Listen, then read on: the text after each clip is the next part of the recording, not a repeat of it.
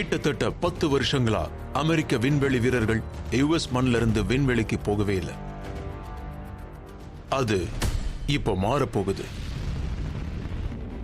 United states எக்ஸ்ப்ளோரர்கள் நிறைஞ்ச நாடு. இது அடிப்படையில் நம்மோட ஆன்மாவை கவர்ந்து இழுக்கிற ஒரு விஷயமா இருக்கு. ஸ்பேஸ் எக்ஸ் மாதிரி ஒரு புதுமையான தனியார் நிறுவனத்தால நாசா விண்வெளி வீரர்களை கூட்டிக்கிட்டு போக முடியுமான்னு, விண்வெளி ஆய்வை பலப்படுத்த முடியுமான்னு தெரிஞ்சுக்கிறதுக்கான ஒரு சோதனை. ஸ்பேஸ் எக்ஸ்ப்ளோரேஷனோட அடுத்த கட்டத்துல நாசாவோட பிரதிநிதியா மட்டும் இல்லாம ஸ்பேஸ் எக்ஸோட பிரதிநிதியாவும் இருக்கிறது ஒரு கௌரவம்.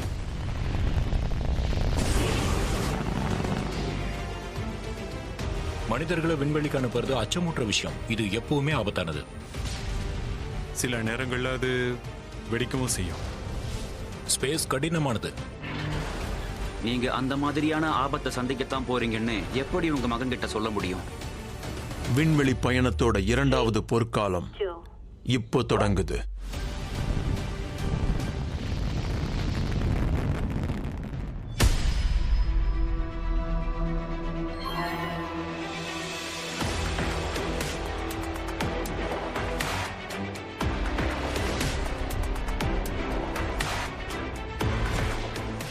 T-minus 3, 2, 1, 0, ignition.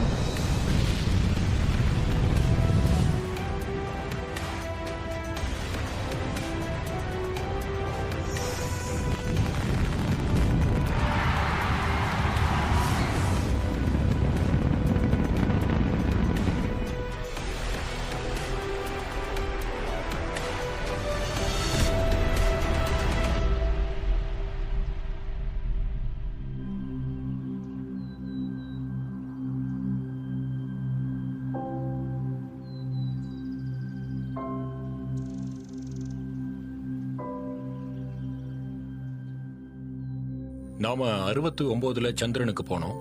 அதாவது ஆர்வெல் மற்றும் வில்பர் ரைட்டோட முதல் ஃபிளைட்ல இருந்து 66 வருஷத்துக்கு பிறகு அது நடந்தது. 1903ல அதுதான் முதல் கண்ட்ரோல் பவர்ட் ஃபிளைட். வெறும் 66 வருஷத்துல நிலாவுல இறங்கியாச்சு. அதை நம்பவே முடியாது.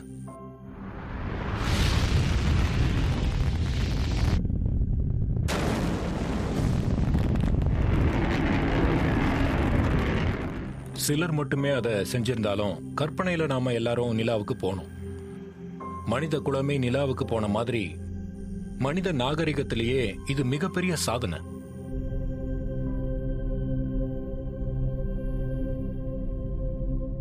அந்த முதல் முறை நிலாவுக்கு தரையிறங்கினதுக்கு அப்புறம் இப்ப 51 வருஷம் ஆச்சு. அதுக்கப்புறம் யாருக்கும் நிலாவுல இறங்குறதுக்கு திறன் இல்லை. அப்பல்லோ எரா வெற்றிகரமா முடிஞ்சது. நாசா தன்னோட புது திட்டமான ஸ்பேஸ் ஷட்டில் மூலமா பிரகாசமான எதிர்காலத்துக்கு காத்துக்கிட்டு இருந்தது.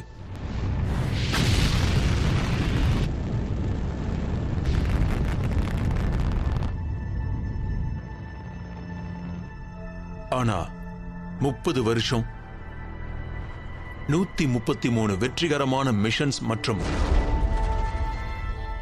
2 மோசமான பேரழிவுக்கு அப்புறம் நிச்சயமா இது ஒரு பெரிய கோளாறு தான். ஸ்பேஸ் ஷட்டில் ப்ரோக்ராம் 2011ல முடிவடைஞ்சது. ஸ்பேஸ் ஷட்டில் கடைசி முறையா போர்ட் அடைஞ்சது. மனிதனை விண்வெளிக்கு கூட்டிட்டு போற நாசாவோட நாட்கள் முடிஞ்சு போன மாதிரி இருந்தது. விண்வெளி வீரர்களை ஸ்பேஸ் ஸ்டேஷனுக்கு கூட்டிட்டு போக ரஷ்யாவோட சோயூஸ் ராக்கெட்டுகளை சார்ந்திருந்தாங்க. 69ல மக்கள் கிட்ட கேட்டிருந்தீங்கன்னா 2020க்குள்ள நாங்க ப்ளூட்டோல ஹோட்டல்கள் கட்டியிருப்போம்னு சொல்லியிருப்போம். 2020ல யுனைடெட் ஸ்டேட்ஸ்ல ஆர்பிட்டுக்கு 9 வருஷமா யாரையும் அனுப்ப முடிஞ்சிருக்காதுன்னு நினைச்சு கூட பார்த்திருக்க மாட்டாங்க. அதனால அடிப்படையில நம்ம தொழில்நுட்ப வளர்ச்சியை நினைச்சு நாம திருப்தி அடைய முடியாது. நாம நவீன மயத்தை தீவிரமா பயன்படுத்தி ஆகணும். அதான் முக்கியம்.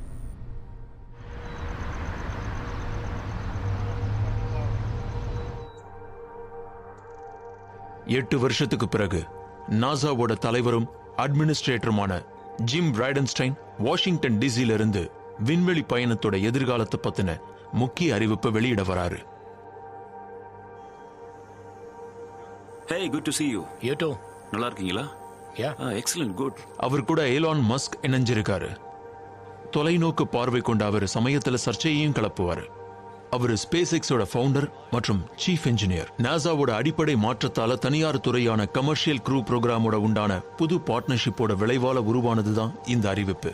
ஹேத்தோன் கலிபோர்னியால இருக்கிற ஸ்பேஸ் எக்ஸுக்கு வருகை தந்ததுக்கு எல்லாருக்கும் நன்றி. நம்மளுடைய முதன்மையான நோக்கம் என்னன்னா அமெரிக்கன் ஆஸ்ட்ரோனட்ஸை அமெரிக்கன் ராக்கெட்கள்ல அமெரிக்க மண்ணில இருந்து லான்ச் பண்றது தான். இது நிஜமாக்கக்கூடிய தருணத்துல நாம எல்லாரும் இருக்கோம். குறிப்பா இந்த நாட்கள்ல எக்கச்சக்கமான எதிர்மறை விஷயங்கள் இருக்கு. நாட்டையோ உலகத்தையோ இணைக்க ஏதாவது நேர்மையான விஷயம் இருக்கிறது ரொம்ப சிறப்பா இருக்கும். விண்வெளி ஆய்வுல முன்னேற்றங்கிறது அந்த மாதிரியான விஷயங்கள்ல ஒண்ணு. இந்த காரணத்துக்காக தான் ஸ்பேஸ் எக்ஸ் உருவாக்கப்பட்டது. இந்த க்ரூவை லான்ச் பண்றதுக்காக நாங்க கிட்டத்தட்ட 17 வருஷமா இங்கேயே வேலை செஞ்சுக்கிட்டு இருக்கோம். ஜேர்னலிஸ்ட் கிறிஸ்டின் டேவன்போர்ட் வாஷிங்டன் போஸ்டுக்காக டிஃபென்ஸ் மற்றும் ஸ்பேஸை பத்தி எழுதுறவர். அவர் கமர்ஷியல் க்ரூ ப்ரோக்ராமை பத்தி அது உருவான 2010 வருஷத்துல இருந்து எழுதிக்கிட்டு வராரு. இது ஒரு வகையில நாசா தங்களோட ஆஸ்ட்ரோநாட்டுகளை பாதுகாப்பா பறக்க வைக்க இந்த கமர்ஷியல் பார்ட்னர்ஸை நம்பலாமான்னு தெரிஞ்சுக்கிறதுக்கான ஒரு சோதனை முயற்சி. நாசா விண்வெளி வீரர்கள் டர்க் ஹார்லி மற்றும் பாப் பென்கன் தான் ஸ்பேஸ் எக்ஸோட இனாகுரல் க்ரூட் ஃபிளைட்ல முதல் முறையா போக போறவங்க. நாசா விண்வெளி வீரர்கள் தனியாருக்கு சொந்தமான ஸ்பேஸ் கிராஃப்ட்ல விண்வெளிக்கு பயணம் செய்யறது வரலாற்றிலேயே இதுதான் முதல் முறை. க்ரூவோட போகிற இந்த முதல் ஃபிளைட் ஒரு டெஸ்ட் ஃபிளைட். ஏன்னா இந்த ஃபிளைட்டே ஒரு டெஸ்ட் ஃபிளைட் தான். இது நாசாக்காக வேலை செய்யற டெஸ்ட் பைலட் வச்சு செய்யப்படுது. அவங்க இந்த சிஸ்டம் மதிப்பிடுவாங்க. அவங்களோட பாதுகாப்பை எல்லா வகையிலையும் உறுதிப்படுத்தணுங்கிறதுல ஈலோனும் நானும் எல்லா நேரங்கள்லயும் பலமா ஒன்றுபடுறோம். ஸ்பேஸ் எக்ஸ் க்ரூவை லான்ச் பண்றதுக்கு முன்னாடி க்ரூ இல்லாம 2 முக்கிய மைல்களை நிறைவு செஞ்சாகணும். முதல்ல டெமான்ஸ்ட்ரேஷன் 1 மிஷன் அல்லது டெமோ 1. இதுல ஸ்பேஸ் எக்ஸ் சுயமா தங்களுடைய க்ரூ டிராகன் கேப்சூலை இன்டர்நேஷனல் ஸ்பேஸ் ஸ்டேஷனுக்கு கொண்டு போயிட்டு திரும்ப கொண்டு வரணும். 2வது சோதனைக்கு பேரு லான்ச் எஸ்கேப் டெஸ்ட். இதுக்கு இன்னொரு பேரு in flight abort test. Rocket fail ஆயிடுச்சுன்னா டிராகன் கேப்சூலோட எமர்ஜென்சி அபார்ட் சிஸ்டம் ட்ரிகர் ஆகி கேப்சூல்களை ராக்கெட்ல இருந்து பாதுகாப்பா வெளியேற்றிரும். அப்புறம் 3வது இறுதியுமான சோதனை, இதுக்கு பேரு டெமான்ஸ்ட்ரேஷன் 2 மிஷன் அல்லது டெமோ 2.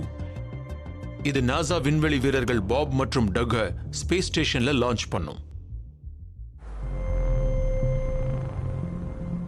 மனிதர்களோட ஸ்பேஸ் ஃபிளைட்டோட வரலாற்றை பத்தி யோசிச்சா இது எப்பயுமே அரசுக்கு சொந்தமானதா அரசு இயக்குற சிஸ்டம்களா இருந்திருக்கு. அதனால கமர்ஷியல் க்ரூ ப்ரோக்ராம்ங்கிறது ஹியூமன் ஸ்பேஸ் ஃபிளைட்டை எங்க வழியில வணிகமயமாக்குறது தான். ராபர்ட் கெபானா ஒரு முன்னாள் விண்வெளி வீரர் மற்றும் கேப் கெனாவரல் புளோரிடால இருக்கிற கெனடி ஸ்பேஸ் சென்டரோட டைரக்டர். இந்த வெஹிக்கிள்ஸை சொந்தமா வச்சுக்கிறது எங்க திட்டம் இல்ல. ஒரு சேவையை வாங்குறோம். நாங்க செய்ய வேண்டியதை செய்ய ஸ்பேஸுக்கு டாக்ஸி ரைடை வாங்குறோம். எங்க கிட்ட 2 தனி வெஹிக்கிள்ஸ் இருக்கு. ஒன்னு ஸ்பேஸ் எக்ஸ், இன்னொன்னு போயிங். ஒருத்தரோட ஒருத்தர் போட்டி போடுற பல ப்ரொவைடர்ஸ் இருக்கும்போது அவங்க வரி கட்டுறவங்க கிட்ட இன்னும் பணம் கேட்டு திரும்ப திரும்ப வரமாட்டாங்க.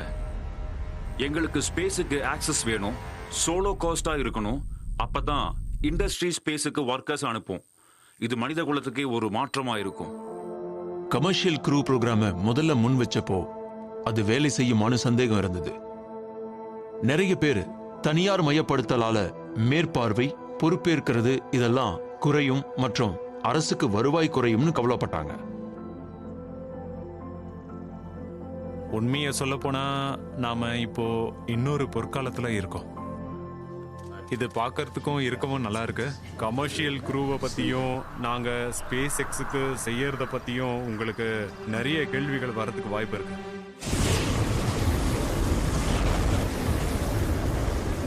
இந்த கமர்ஷியல் க்ரூ ப்ரோக்ராம்ல உங்களுக்கு 2 புது கேப்சூல்ஸ் இருக்கு. த போயிங் ஸ்டார் லைனர் மற்றும் ஸ்பேஸ் எக்ஸ் க்ரூ டிராகன். அதுல புது தொழில்நுட்பம், புது கண்டுபிடிப்புகள் இருக்கு. அவை சுயமா இயங்கும். அதுக்கு இன்டர்நேஷனல் ஸ்பேஸ் ஸ்டேஷனுக்கு பறக்கிறதுக்கும் ஆர்பிட்ல ஸ்பேஸ் ஸ்டேஷனை சந்திக்க மற்றும் தானாகவே அதோட இணையறதுக்குமான திறன் இருக்கு. அது தானாகவே பார்க் பண்ணிக்கக்கூடிய செல்ஃப் டிரைவிங் கார் மாதிரி இதுவரைக்கும் நாம பார்க்காத புது தொழில்நுட்பம் அது.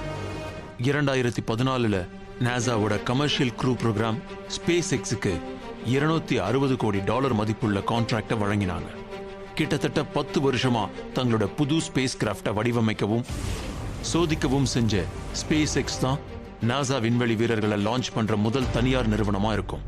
ஒரு புது ஸ்பேஸ் கிராஃப்டோட முதல் ஃபிளைட்ல பயணம் செய்ய போறது நினைச்சு எனக்கு ரொம்ப மகிழ்ச்சியா இருக்கு. ஸ்பேஸ் எக்ஸ் டீமோட வேலை செய்யறது அற்புதமா இருக்கு. இது ஒரு அருமையான இடம். இதை விட பெரிய வாய்ப்பை நான் கனவு கூட கண்டிருக்க முடியாது.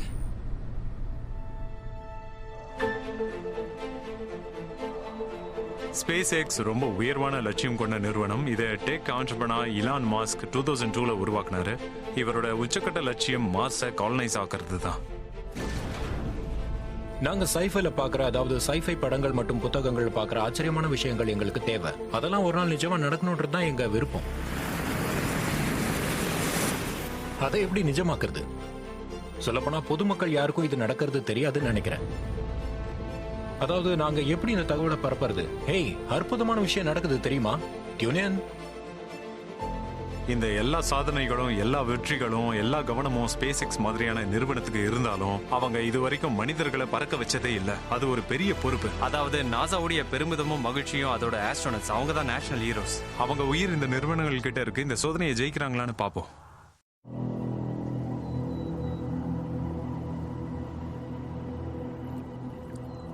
இன்றைய லான்ச் க்ரூ டிராகன் டெமோ 1 மிஷனோட ஆரம்பத்தை குறிக்குது. இதுவரைக்கும் ஸ்பேஸ் எக்ஸ் சந்திச்ச முக்கிய சவால்கள்ல இதுவும் ஒண்ணு. ஒரு 5 நாள் க்ரூ இல்லாத பயணம். இன்டர்நேஷனல் ஸ்பேஸ் ஸ்டேஷனுக்கு போய் திரும்பி வரணும். ஆஸ்ட்ரோநாட்ஸை போயிங்கும் ஸ்பேஸ் எக்ஸும் பறக்க அனுமதிக்கிறதுக்கு முன்னாடி நாசா அந்த நிறுவனங்களை ஸ்பேஸ் கிராஃப்ட்ல க்ரூ இல்லாத ஒரு டெஸ்ட் ஃபிளைட்டை செய்ய வைக்கும். இந்த நிறுவனங்கள் கேப்சியூல்ஸை ஸ்பேஸ் ஸ்டேஷனுக்கு கொண்டு போயிட்டு பாதுகாப்பா திரும்ப கொண்டு வர்றத நாசா உறுதிப்படுத்திக்கிறதுக்கு தான் இந்த சோதனை.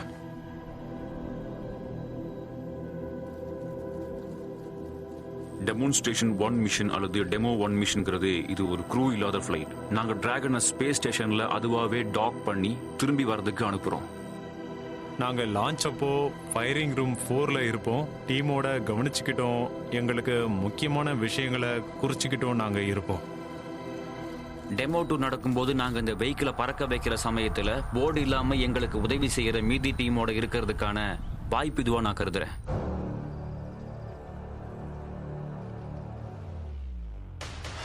இதுதான் ஸ்பேஸ் எக்ஸோட புது க்ரூ டிராகன் கேப்சூலோட முதல் ஃபிளைட். இது ஒரு நாள் விண்வெளி வீரர்களை சுமத்திக்கிட்டு போகும். இது ஸ்பேஸ் எக்ஸ் ஃபால்கன் 9 ராக்கெட் மேல உட்கார்ந்துருக்கு. இதோட உயரம் 16 அடி, விட்டம் 13 அடி. இதால 7 பேர் வரைக்கும் சுமத்திக்கிட்டு போக முடியும். இந்த மிஷன் விண்வெளியோட வெற்றிடத்துல பயணிகளை உயிரோட வச்சுக்க தேவையான அனைத்து சிஸ்டம்ஸையும் பரிசோதிக்கும். இந்த அனைத்து வெஹிக்கிள் சிஸ்டத்தையும் வடிவமைக்கவும் சோதிக்கவும் வருஷ கணக்கில் செலவு பண்ணோம். அன்றைய நாள் தான் இதோட ஆரம்ப தினம். நாங்க வெஹிக்கிளை பறக்க வச்சு ராக்கெட் மற்றும் ஸ்பேஸ் கிராஃப்டோட இன்டர்ஃபேஸஸ் பரிசோதிச்சு இது நாங்க எதிர்பார்க்கிற மாதிரி வேலை செய்யுங்கிறத உறுதி செய்ய போறோம். டிராகனுக்கும் ஃபால்கனுக்கும் நடத்தப்பட்ட சோதனையோட எண்ணிக்கையை நினைச்சாலே நமக்கு தலை அப்படியே சுத்தும். நான் என்ன சொல்றேன்னா, ஒட்டுமொத்தமா இது வரைக்கும் ஆயிரக்கணக்கான சோதனைகள் வெவ்வேறு விதமா நடந்திருக்கணும். எல்லாமே இந்த மிஷனோட வெற்றியை நம்பிதான் இருக்கு. இது தோத்துருச்சுன்னா திரும்ப டிராயிங் போர்டுக்கு வந்ததுக்கு பிறகு நாசா விண்வெளி வீரர்களை இன்டர்நேஷனல் ஸ்பேஸ் ஸ்டேஷன்ல லான்ச் பண்ண ஸ்பேஸ் எக்ஸுக்கு அனுமதி கிடைக்கும். வெற்றிக்கான ஒரு அளவுகோல் நாடு முழுக்க நாசா மற்றும் ஸ்பேஸ் எக்ஸோட பணியாளர்கள் எப்படி இணைஞ்சு வேலை செய்யறாங்கன்றத பொறுத்து இருக்கு. டிராகன் கேப்சூல ஹாத்ரோன் கலிபோர்னியால இருந்து SpaceX mission control monitor பண்ணுது. தி இன்டர்நேஷனல் ஸ்பேஸ் ஸ்டேஷனை ஹியூஸ்டன்ல இருக்கிற நாசா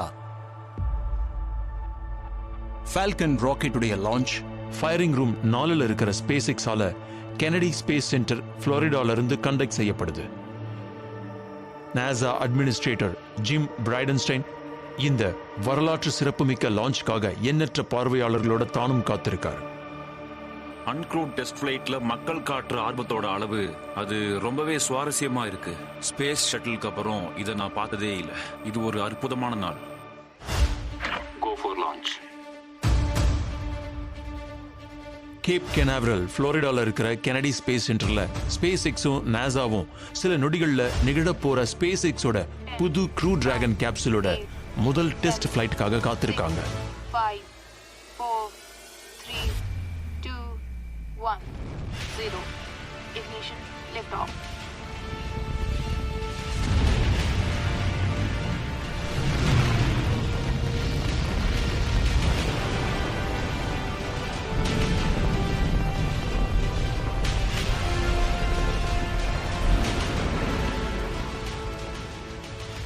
ஒரு ராக்கெட்ல எக்கச்சக்கமான எனர்ஜி இருக்கு. அடிப்படையில நீங்க ஸ்பேஸ் கிராஃப்ட்டுக்கு செலுத்த தேவையான எனர்ஜி ஒரு மீடியாருக்கு சமமானது. மக்கள் இதை புரிஞ்சுக்கிறது கூட கஷ்டம்தான்.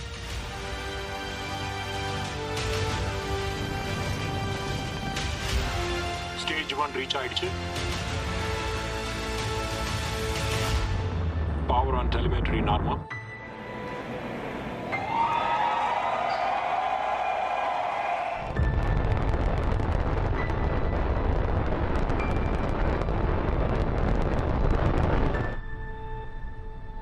டெமோ 1 மிஷன் இன்டர்நேஷனல் ஸ்பேஸ் ஸ்டேஷனை நோக்கி போகிறத பார்க்க முடிஞ்சது எங்களுக்கு ரொம்ப மகிழ்ச்சியா இருந்தது. ஒரு காரணம் என்னன்னா, நாங்க ஸ்பேஸ் ஸ்டேஷனுக்கு போகிற வாய்ப்பு கிடைக்கிறதுக்கு முன்னாடி டெஸ்ட் ஃபிளைட்டை பார்த்துக்கிட்டு இருந்தோங்கிறது தான்.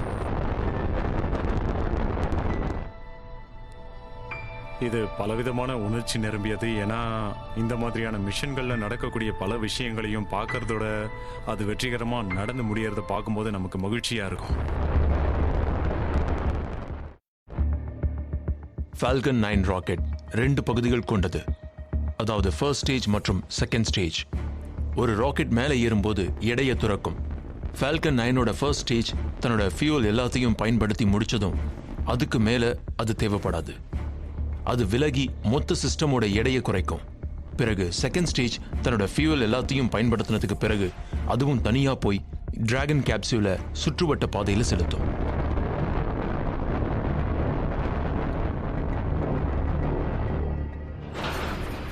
Stage separation confirmed. Falcon 9 first stage Falcon 9 second ஸ்டேஜ்ல இருந்து விலகுது. ஃபால்கன் 9ஓட ஃபர்ஸ்ட் ஸ்டேஜ் செகண்ட் ஸ்டேஜ்ல இருந்து விலகுனது அது தன் வேலையை செஞ்சு முடிச்சதுக்கு அப்புறம் தான். அதோட முதன்மையான வேலை செகண்ட் ஸ்டேஜ் டிராகனோட ஸ்பேஸ் ஸ்டேஷனுக்கு போக வைக்கிறது தான். எங்களுக்கு ஃபால்கன் ராக்கெட்டோட ஃபர்ஸ்ட் ஸ்டேஜ் சம்பந்தமா இன்னொரு நோக்கமும் இருக்கு. அதாவது ஃபர்ஸ்ட் ஸ்டேஜ் சுற்றுவட்ட பாதையிலிருந்து திரும்ப வந்து தரையிறங்கணும். பொதுவான நடைமுறையில ஃபர்ஸ்ட் ஸ்டேஜ் பூமிக்கு திரும்ப வந்து விழுந்து கடல்ல நொறுங்கும். ஆனா ஸ்பேஸ் எக்ஸ் முதலாவதும் ஒரே ஒன்றுமான ரீயூசபிள் ஆர்பிட்டல் கிளாஸ் ராக்கெட்டை கண்டுபிடிச்சிருக்கு. அதால தானாவே பூமிக்கு பறந்து வந்து தரையிறங்க முடியும். அப்போ அதை பலமுறை திரும்ப பயன்படுத்தலாம். ஃபர்ஸ்ட் ஸ்டேஜ் தன்னோட என்ஜின்ஸோட பேக்கப்பை தொடங்குது. தன்னைத்தானே திருப்பிக்கிட்டு மொத்த ஃபர்ஸ்ட் ஸ்டேஜும் எர்த்தோட அட்மாஸ்பியருக்குள்ள திரும்பவும் வருது. அது மெதுவா அட்லாண்டிக் ஓஷன்ல இருக்கிற ஒரு ட்ரான் ஷிப்ல தரையிறங்கிறதுக்காக தான் வந்துகிட்டு இருக்கு. லேண்டிங் லெக்ஸ் நிலைக்கு வருது. ஃபால்கன் 9 தரையிறங்கிடுச்சு.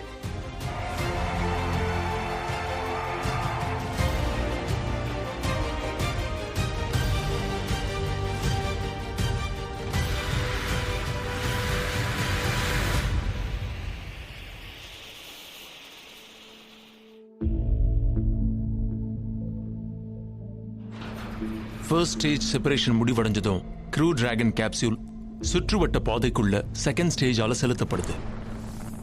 செகண்ட் ஸ்டேஜ் தன்னோட என்ஜினை இயக்கி டிராகன் ஸ்பேஸ் கிராஃப்டை ஆர்பிட்டுக்கு எடுத்துட்டு போகுது. வெற்றிகரமா டிராகனை ஆர்பிட்டுக்குள்ள செலுத்தி தன்னோட வேலையை செஞ்சு முடிச்சதும் செகண்ட் ஸ்டேஜ் டிராகன் கிட்ட இருந்து பிரிஞ்சு விலகி போகுது. இது ஒரு முக்கியமான தருணம். டிராகன் கேப்சூல்ல இருந்து செகண்ட் ஸ்டேஜ் விலகிறது தான் லான்ச் சீக்வன்ஸோட இறுதிப்படி. Dragon separation confirmed.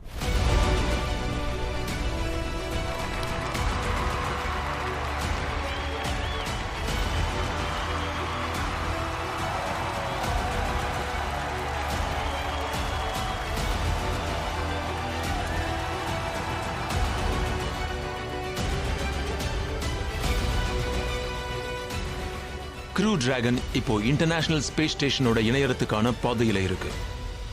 இது அற்புதமா இருக்கு. இது ஒரு கேம் சேஞ்சர். இப்ப ஒரு விஷயத்தை தெளிவாக்கணும்.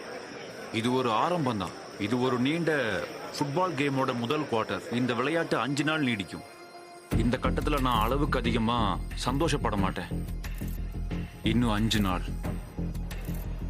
டிராகன்ல எப்பவும் போல தானாகவே பறக்க முடிஞ்சாலும் அந்த கேப்சூலுக்குள்ள யாரோ இருந்தாங்க. அதோட பேரு ஆந்த்ரோபோமோர்பிக் டெஸ்ட் டிவைஸ். இந்த அன்ஸ்க்ரூட் லான்ச்சோட பயணிக்கு ரெப்லைனு பேரு. அவங்க கிட்ட கருவிகள் இருக்கு, சென்சார்ஸும் இணைக்கப்பட்டிருக்கு.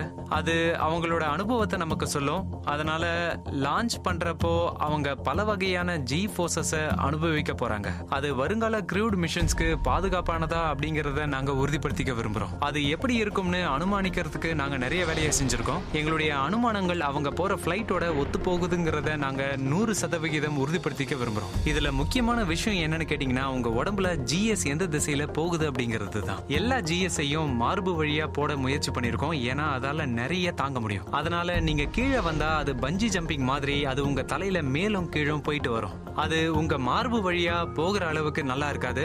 ஒரு கார்ல வேகமா போற மாதிரி இருக்கும்.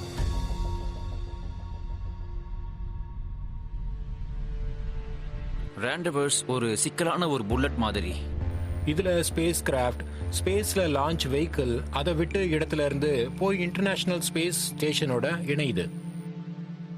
ராபர்ட் டெம்சி நாசாவோட இன்டர்நேஷனல் ஸ்பேஸ் ஸ்டேஷனுக்கான ஃபிளைட் டைரக்டர்ஸ்ல ஒருத்தர். ராண்டேவு அண்ட் டாக்கிங்னு அழைக்கப்படுற மிஷனோட இந்த ஃபேஸுக்கு பொறுப்பான குழுக்களோட அவர் வேலை செய்யறாரு. லான்ச் வெஹிக்கிள் இதை ஆர்பிட்ல பிளேஸ் பண்ணுது. அது லோ எர்த் ஆர்பிட். அது இன்டர்நேஷனல் ஸ்பேஸ் ஸ்டேஷன்ல இருந்து ரொம்ப கீழையும் ரொம்ப பின்னாடியும் இருக்கும். அது நிறைய பர்ன்ஸ் மற்றும் மேனியோவர் செஞ்சு ஸ்பேஸ் ஸ்டேஷனை அடையும். ரேண்டவர்ஸ்ங்கிறது எப்படி சொல்லலாம்னா, உதாரணத்துக்கு ஒரு போலீஸ் ஆபீசர் சாலையோட ஓரத்துல உட்கார்ந்து இருக்கும் போது வேகமா போற கார் அந்த பக்கம் வருது. அப்போ அந்த போலீஸ் ஆபீசர் என்ன செய்வார்னா, 0ல இருந்து உடனே அந்த காரை நோக்கி வேகமா போவாரு. அவர் அந்த வேகத்துல இணையா போகணும். இறுதியா அதை அவர் அடையும் போது வேகத்தை குறைக்கணும். அது ரொம்ப வேகமா போனா வேகமா போற ஆளை தாண்டி போயிடும். போதுமான வேகத்துல போலனா அதால இறுதியா வேகமா போயிட்டு இருக்கிற ஆளை பிடிக்க முடியாது. அதே மாதிரியான ஒரு ப்ராசஸ். இது ஒரு முக்கியமான ஆபரேஷன். ஏன்னா இந்த வெஹிக்கிள் இப்பதான் முதல் முறையா பறக்குது. இது ஸ்பேஸ் ஸ்டேஷன்ல மொதமா பாத்துக்கணும். லான்ச்சுக்கு பிறகு 24 மணி நேரம் கடந்த கொஞ்ச நேரத்துல ஸ்பேஸ் எக்ஸோட க்ரூ டிராகன் கேப்சூல் சுயமாவே இன்டர்நேஷனல் ஸ்பேஸ் ஸ்டேஷனுக்கு பறக்குது.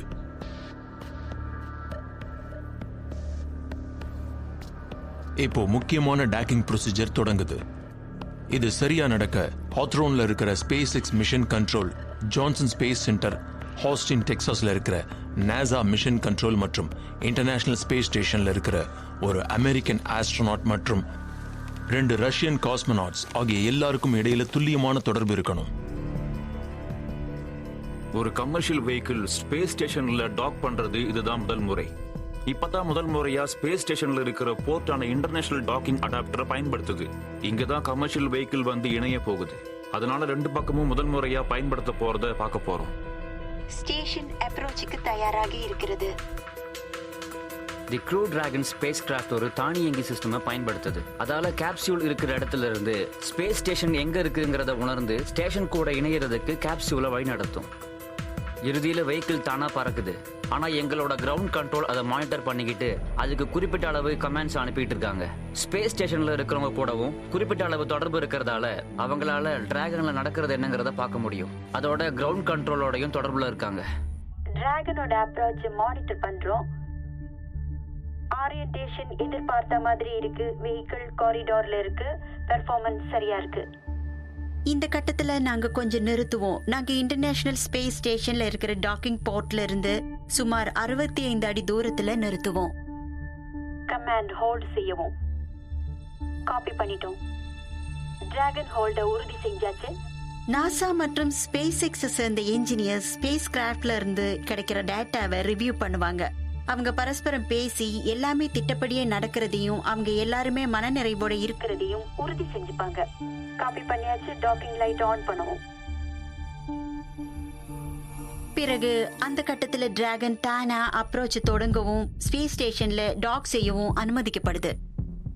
டிராகன் அப்ரோச் தொடங்குகிறது. ஸ்டேஷன் காப்பி பண்ணியாச்சு. Crew Dragon spacecraft space station docking அடாப்டரோட திறமையா தொடர்பு ஏற்படுத்திக்க தன்னோட 16 டிராகோ த்ரஸ்டர்ஸை பயன்படுத்துது. ரேஞ்ச் குறைஞ்சிக்கிட்டு வருது. வெஹிக்கிள் நடுவுல இருக்கு. காப்பி. கேப்சியூல் ஸ்டேஷன் நோக்கி மெல்ல முன்னேறுது. வெஹிக்கிள் காரிடாருக்குள்ள வந்துருச்சு. ஆரியன்டேஷன் எதிர்பார்த்த மாதிரி நடந்திருக்கு. காப்பி. ஒரு புது வெஹிக்கிளை முதல் முறையா டாக் பண்ணும்போது மிஷன் கண்ட்ரோல்குள்ள மனநிலை கொஞ்சம் அழுத்தமாவே இருக்கும். நாங்க வருஷ கணக்குல திட்டமிட்டு பயிற்சி கொடுத்து இதுக்காக தயார் பண்ணிக்கிட்டு இருக்கோம். ஆனா ஸ்பேஸ் எப்பயும் எங்களை ஏதாவது ஆச்சரியப்படுத்துறதுக்காக ஏதாவது வச்சிருக்கோம்.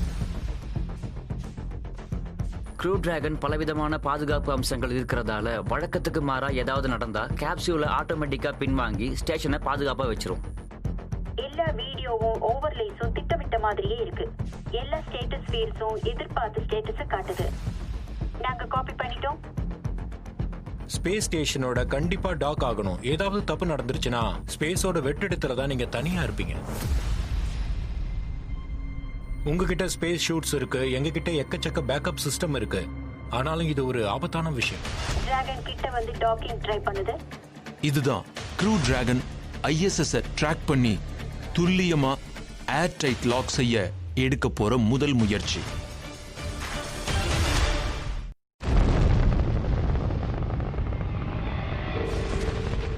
விண்வெளிக்கு வெற்றிகரமா லான்ச் ஆகி ஃபால்கன் 9 ராக்கெட்ல இருந்து விலகின பிறகு ஸ்பேஸ் எக்ஸ் ஹெட் குவார்ட்டர்ஸ் மற்றும் நாசா மிஷன் கண்ட்ரோல்ல இருக்கிற டீம்ஸ் உன்னிப்பா க்ரூ டிராகன் கேப்சூலை கண்காணிக்குது. இன்டர்நேஷனல் ஸ்பேஸ் ஸ்டேஷனோட முதல் முறையா டாக் பண்ண போற முக்கியமான மிக கடினமான சவாலை எதிர்நோக்கிக்கிட்டு இருக்கு. எல்லாமே நாங்க எதிர்பார்த்த மாதிரியே நடந்தது. நாங்க எல்லாம் சரியா நடக்குதான்னு உறுதிப்படுத்திக்க வெறும் மானிட்டர் பண்ணிக்கிட்டு இருப்போம். டிராகன் டாக்கிங் போர்ட் நெருங்குது. ஸ்டேஷன் க்ரூ டாக்கிங்க்கு தயாராக இருக்கிறது. ஒரு கமர்ஷியல் வெஹிக்கிள் சுயமா ஸ்பேஸ் ஸ்டேஷன்ல டாக் செஞ்சது இதுதான் முதல் முறை. வெஹிக்கிள் மோட் டாக்கிங் போர்ட் நெருங்குகிறது.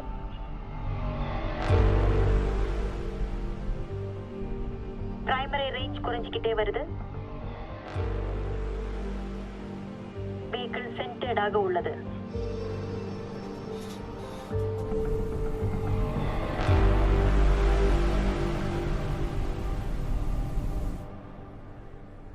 வெஹிக்கிள் கேப்சர் உறுதி செய்கிறது.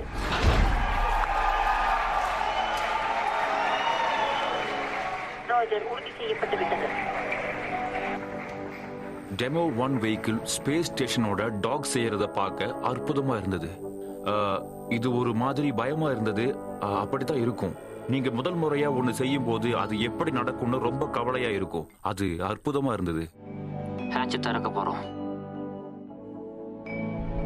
Dragon docking adapter international space ஸ்டேஷனோட முழுசா பொருந்தினதுக்கு அப்புறம் ISSல இருக்கிற க்ரூக்கு ஹேட்சை திறக்கிறதுக்கான அனுமதியை ISS ஃபிளைட் கண்ட்ரோல் டீம் கொடுக்குது. அது ISS பக்கம் இருக்கிற ஒரு மேனுவல் ஹேட்ச். மேலும் இன்னொரு ஹேட்ச் டிராகனோட ஃப்ரண்ட் ஃபார்வர்ட் எண்ட்ல இருக்கு. அவங்க அதையும் திறக்கிறாங்க. இந்த 2 ஹேட்சஸையும் திறந்ததுக்கு அப்புறம் க்ரூவால ஸ்பேஸ் ஸ்டேஷன் உள்ள இருந்து டிராகன் ஸ்பேஸ் கிராஃப்டுக்குள்ள போக முடியுது. ட்ரிப்ளி லிட்டில் எர்த் மற்றும் எங்க க்ரூ சார்பா க்ரூ டிராகனுக்கு எல்லாரையும் வரவேற்கிறேன். ஸ்பேஸ் கிராஃப்ட்ல புதிய சகாப்தத்துக்கு வரவேற்கிறேன்.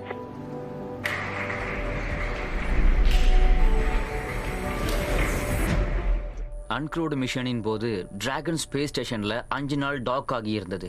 தரையில இருக்கிற டீம் வெஹிக்கிள் பெர்ஃபார்மன்ஸை கவனிக்கவும் மானிட்டர் பண்ணவும் இன்டர்நேஷனல் ஸ்பேஸ் ஸ்டேஷன்ல இருக்கிற க்ரூ வெஹிக்கிளோட வேலை செஞ்சு அது எப்படி ஸ்பேஸ் ஸ்டேஷனோட தொடர்பு கொள்ள போகுதுங்கிறத புரிஞ்சுக்கிறதுக்கு தான் இங்க டாக் ஆகியிருக்கு.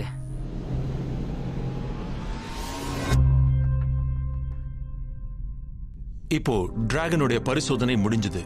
அது அன்டாக் ஆகி பூமிக்கு திரும்ப வேண்டிய நேரம் வந்தாச்சு. இந்த கட்டத்துல இன்டர்நேஷனல் ஸ்பேஸ் ஸ்டேஷன் க்ரூ டிராகனுக்கு வந்த பிறகு அவங்க செஞ்சதை இப்போ ரிவர்ஸ்ல செய்யறாங்க. அதாவது முதல்ல டிராகனோட ஹேட்சை அடைக்கிறாங்க, பிறகு இன்டர்நேஷனல் ஸ்பேஸ் ஸ்டேஷனோட ஹேட்சையும் மூடுறாங்க. Ground control team Dragon space ஸ்டேஷன்ல இருந்து அன்டாக் பண்றதுக்கான கமாண்ட் தராங்க.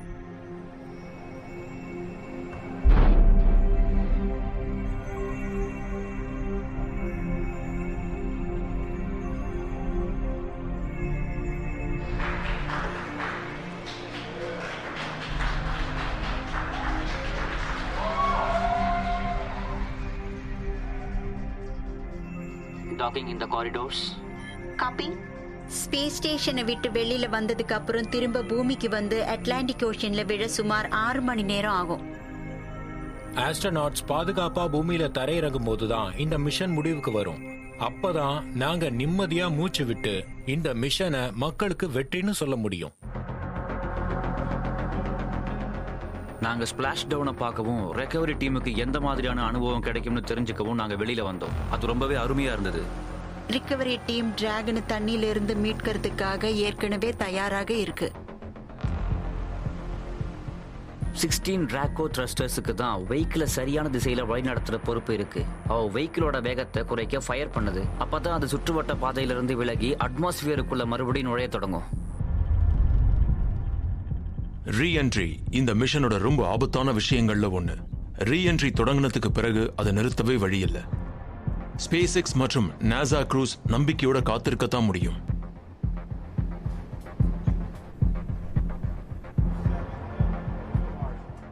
மணிக்கு 27,360 கிலோமீட்டர் வேகத்துல பயணம் செய்யற டிராகன் வளிமண்டலத்தை தொட்டதும் அதை ஒரு பெரிய ஹைப்பர்சோனிக் ஃபயர்பால் மூடும். அப்பதான் அதோடைய ஹீட் ஷீல்ட் சோதனைக்குள்ளாக்கப்படும். மணிக்கு சில 100 கிலோமீட்டர் போகிற மாதிரி வெஹிக்கிளோட வேகத்தை குறைக்கிறதுல அட்மாஸ்பியர் முக்கிய பங்கு வகிக்குது.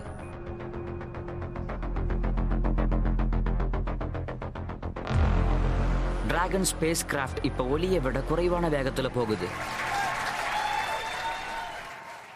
ஹீட் ஷீல்ட் இப்ப சோதனையில ஜெயிச்சு டிராகனுடைய வேகம் பாதுகாப்பா ஒலியோட வேகத்தை விட குறைவானதுக்கு அப்புறம் அது தன்னுடைய பாராஷூட்டுகளை வெளியேற்ற தயாரா இருக்கு. இதுதான் ரீஎன்ட்ரியோடைய இறுதி கட்டம். பாராஷூட்ஸ் பார்க்குற அளவுக்கு சாதாரணமானது இல்ல. நீங்க அப்போலோ ப்ரோக்ராம பாத்தீங்கன்னா பாராஷூட்ஸோட ஹார்ட்னஸ்னாலேயே சிலர் அந்த ப்ரோக்ராமை விட்டு வெளியேறிடுவாங்க, இன்னும் சில பேர் ஸ்பேஸ் எக்ஸை விட்டே வெளியேறிடுவாங்க. கேப்சியூல் சரியான ஆல்டிடியூடுக்கு வந்ததுக்கு அப்புறம் நாங்க டிராக் பாராஷூட்ஸை டெப்ளாய் செய்வோம்.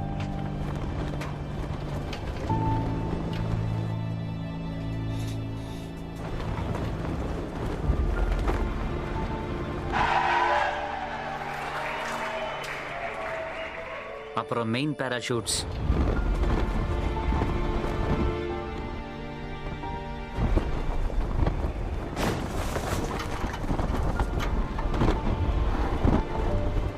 அப்பதான் தண்ணிக்குள்ள ஸ்பிளாஷ் ஆகிறதுக்கு முன்னால எங்களை ஜாகிங் ஸ்பீடுக்கு கொண்டு வரும்.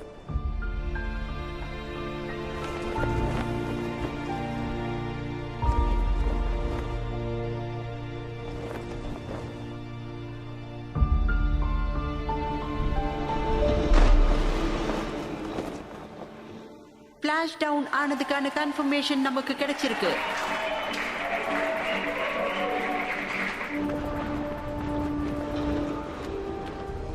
பாஸ்போர்ட்ஸ்ல இருக்கிற குழுவை சேர்ந்தவங்க அங்க போய் ஸ்பேஸ் கிராஃப்ட்ல கயிறை இணைப்பாங்க. அதை ரிகவரி போட்டுக்கு கொண்டு வருவாங்க. ரிகவரி போட்ல இருக்கிற கிரேன் டிராகனை தண்ணியில இருந்து தூக்கி படகோட டெக்கில இறக்கி வைக்கும். சிஸ்டம்ங்கிறது வெறும் ஸ்பேஸ் கிராஃப்ட் மட்டும் கிடையாது. அது பின்னாடி பல குழுக்களா இணைஞ்சு வேலை செய்யற நண்பர்கள் தான். எல்லாத்தையும் விட முக்கியமா பயணம் முழுக்கவும் அங்கேயும் திரும்ப வரும்பொழுது குரூவை எப்படி பாதுகாப்பா வச்சிருக்கிறதுங்கிறத நாங்க கத்துக்கிட்டோம். இது பாபுக்கும் எனக்கும் மட்டுமே தன்னம்பிக்கையை அதிகமாக்கல, இதை க்ரூட் வெஹிக்கிளோட திரும்ப செய்ய முடியுங்கிற நம்பிக்கையை இந்த டீமுக்கும் கொடுத்துருக்கு. இது இவ்வளவு வெற்றிகரமா நிறைவேறினதை பார்க்கும்போது இது 2வது மிஷனுக்கான, அதாவது டெமோ 2 முதல் க்ரூட் மிஷனுக்கான உற்சாகத்தை எக்கச்சக்கமா கொடுத்திருக்கு.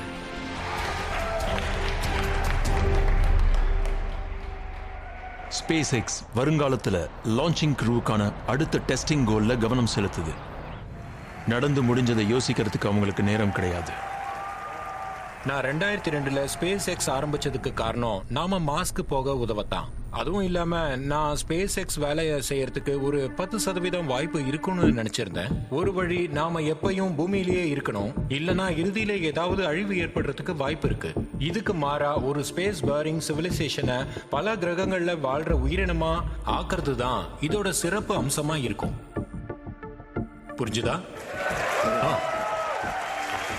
எலன் மாஸ்க் தனித்துவமானவரா இருக்கிறதுக்கு நிறைய காரணம் இருக்கு. அவர் எதை நம்புறாரோ அதுல தீவிர பற்றோட இருக்காரு. அவர் அடைய முயற்சிக்கிற விஷயத்துல உறுதியா இருக்காரு. தன்னோட எண்ணங்களுக்கு ஆதரவான நடவடிக்கை எடுக்கிறாரு. இறுதியில ஆச்சரியமான சாதனைகளை செய்யறாரு. இது உங்களுக்கு ஓகேனா எனக்கும் ஓகே தான். எலான் மஸ்க் சவுத் ஆப்பிரிக்கால பிறந்து முதல்ல கனடாலையும் பிறகு யுனைடெட் ஸ்டேட்ஸ்லயும் குடியேறினாரு. அவரு பேப்பர்ல உருவாக்குனவங்கள ஒருத்தர். அப்படிதான் அவர் கோடிக்கணக்கான பணம் சம்பாதிச்சாரு. அவரு அந்த மாதிரி பணத்தை சம்பாதிச்சதுக்கு அப்புறம் அடுத்து என்ன செய்யலாம்னு அவர் யோசிக்க ஆரம்பிச்சாரு. மனிதர்களுக்கு மனிதனா என்ன செய்யலாம்னு யோசிக்கும் போது அவருக்கு உருவான யோசனை தான் இந்த ஸ்பேஸ் டிராவல். வருங்காலத்தை நினைச்சா பல விஷயங்கள் மக்களுக்கு சோதனையோ மன அழுத்தத்தையோ கொடுக்கும். ஆனா எதிர்காலத்தை நினைச்சா மகிழ்ச்சி தரக்கூடிய விஷயங்களா ஸ்பேஸ் பேரிங் சிவிலைசேஷன் இருக்கும். அந்த நேரத்துல அவரோட திட்டம் நாசாவோட பட்ஜெட்டை அதிகப்படுத்த நம்ம அமெரிக்க மக்களை ஊக்கப்படுத்தணுங்கிறது தான். அதுதான் அவரோட லட்சியம். இந்த விஷயத்துல ரெண்டு பேரோட லட்சியமும் ஒண்ணுதான். இது கட்டுமானத்துல இருக்கு. ஆனா இங்கதான் எங்க மிஷன் கண்ட்ரோலும் லான்ச் கண்ட்ரோலும் இருக்கு. நீங்க பாத்தீங்கன்னா தெரியும். அந்த அறையில தான். அங்க பாத்தீங்களா? நீங்க வருவீங்கன்னு தெரிஞ்சிருந்தா நான் சுத்தம் பண்ணிருப்பேன். நான் ஸ்பேஸ் எக்ஸ்ல செப்டம்பர் 2002ல சேர்ந்தேன். அப்போ அதுல நானும் இன்னும் 10 பேரும் இருந்தோம். ரொம்ப கம்மியான ஆளுங்க தான் இருந்தாங்க. ஸ்பேஸ் எக்ஸ் பிரசிடென்ட் மற்றும் சீஃப் ஆபரேட்டிங் ஆபீசர் குவென் ஷார்ட்வெல் இந்த டீமோட ஒரு முக்கிய உறுப்பினர். இலோன் எல்லார்கிட்டையும் தெளிவா இருந்தாரு. மக்களை வேற கிரகங்கள்ல வாழ வைக்கிற தொழில்நுட்பத்தை உருவாக்குறது எங்க வேலை. அது அவ்வளவு எளிதா முடிக்கக்கூடிய விஷயமும் கிடையாதுன்னு தெரியும். இது எங்க டிராகன் ஸ்பேஸ் கிராஃப்டோட இன்ஜினியரிங் டெஸ்ட் ஆர்டிகல். இந்த பகுதி இன்ஜின் காம்பனன்ட்ஸ்க்காக பயன்படுது. ஒரு பழமொழி இருக்கு, ஸ்பேஸ்ல சுலபமா லட்சாதிபதி ஆகிறதுக்கு வழி ஒரு கோடீஸ்வரனா தொடங்குறது தான். அவர் பணத்தை கொண்டு வந்தாரு. இந்த நிறுவனத்துக்காக முதல் $7 கோடி இருந்து $10 கோடி வரைக்கும் அவர் தான் கொண்டு வந்தாரு. அது சின்ன விஷயம் கிடையாது. ஏன்னா அதுதான் இந்த சின்ன குழுவை சேர்ந்தவங்களை ஒரு நிறுவனமா வளர உதவி செஞ்சது. எங்களாலேயும் முடியும்னு யாரும் எதிர்பார்க்காத விஷயங்களை செய்ய முடிஞ்சது. இறுதியில அவர் ஃபால்கன் 1 உருவாக்கி 3 ஃபெயில்டு லான்ச்சஸ் செஞ்சாரு. தொடர்ந்து அதுல ஈடுபட்டு அதோட எல்லைக்கே போனாரு. ஸ்பேஸ் எக்ஸ் வளரணும்னா தடைகளை கடந்து ஒரு சுப்பீரியர் ராக்கெட்டை உருவாக்கணுங்கிறது எலானுக்கு தெரியும். ஆனா அந்த நிறுவனத்துக்கிட்ட 4 ராக்கெட் உருவாக்கவும் சோதிக்கவும் மட்டுமே பணம் இருந்தது. முதல் 3 ஃபால்கன் ராக்கெட் லான்ச்சஸ் அழிவுல முடிஞ்சது. ஸ்பேஸ் எக்ஸோட எதிர்காலம் இருண்டு கிடந்தது. Hi, welcome to space X. இங்க நம்ம லாபில இருக்கோம். ஆரம்ப நாட்கள்ல நாங்க நாசாவோட மீட்டிங்ல இருக்கும்போது அங்க இருக்கிறவங்க இவன் ஒரு இன்டர்நெட் காய் அப்படி இப்படின்னு ஏதோ சொல்லிட்டு இருப்பாங்க. அதாவது பேப்பல் மாதிரி இந்த ஆளு நிச்சயமா தன்னோட பணத்தை எல்லாம் இழக்க போறாரு. ராக்கெட்னால எந்த ஆதாயமும் ஏற்படாதுங்கிற மாதிரி இது முழுக்க நியாயம்தான். அதாவது நான் எதையும் நிரூபிக்கல. ஆரம்ப நாட்கள்ல ஸ்பேஸ் எக்ஸ் முதல்ல ஆர்பிட்டுக்குள்ள நுழைய முயற்சி செஞ்சப்போ அவங்க கிட்ட ஃபால்கன் 1ங்கிற ராக்கெட் இருந்துச்சு. அதை 3 வாட்டி லான்ச் பண்ணாங்க. 3 முறையுமே அது தோல்வியில முடிஞ்சது. அவங்களுக்கு இன்னும் ஒரு வாய்ப்பு இருந்துச்சு, 4th flight ஆஃப் ஃபால்கன் 1.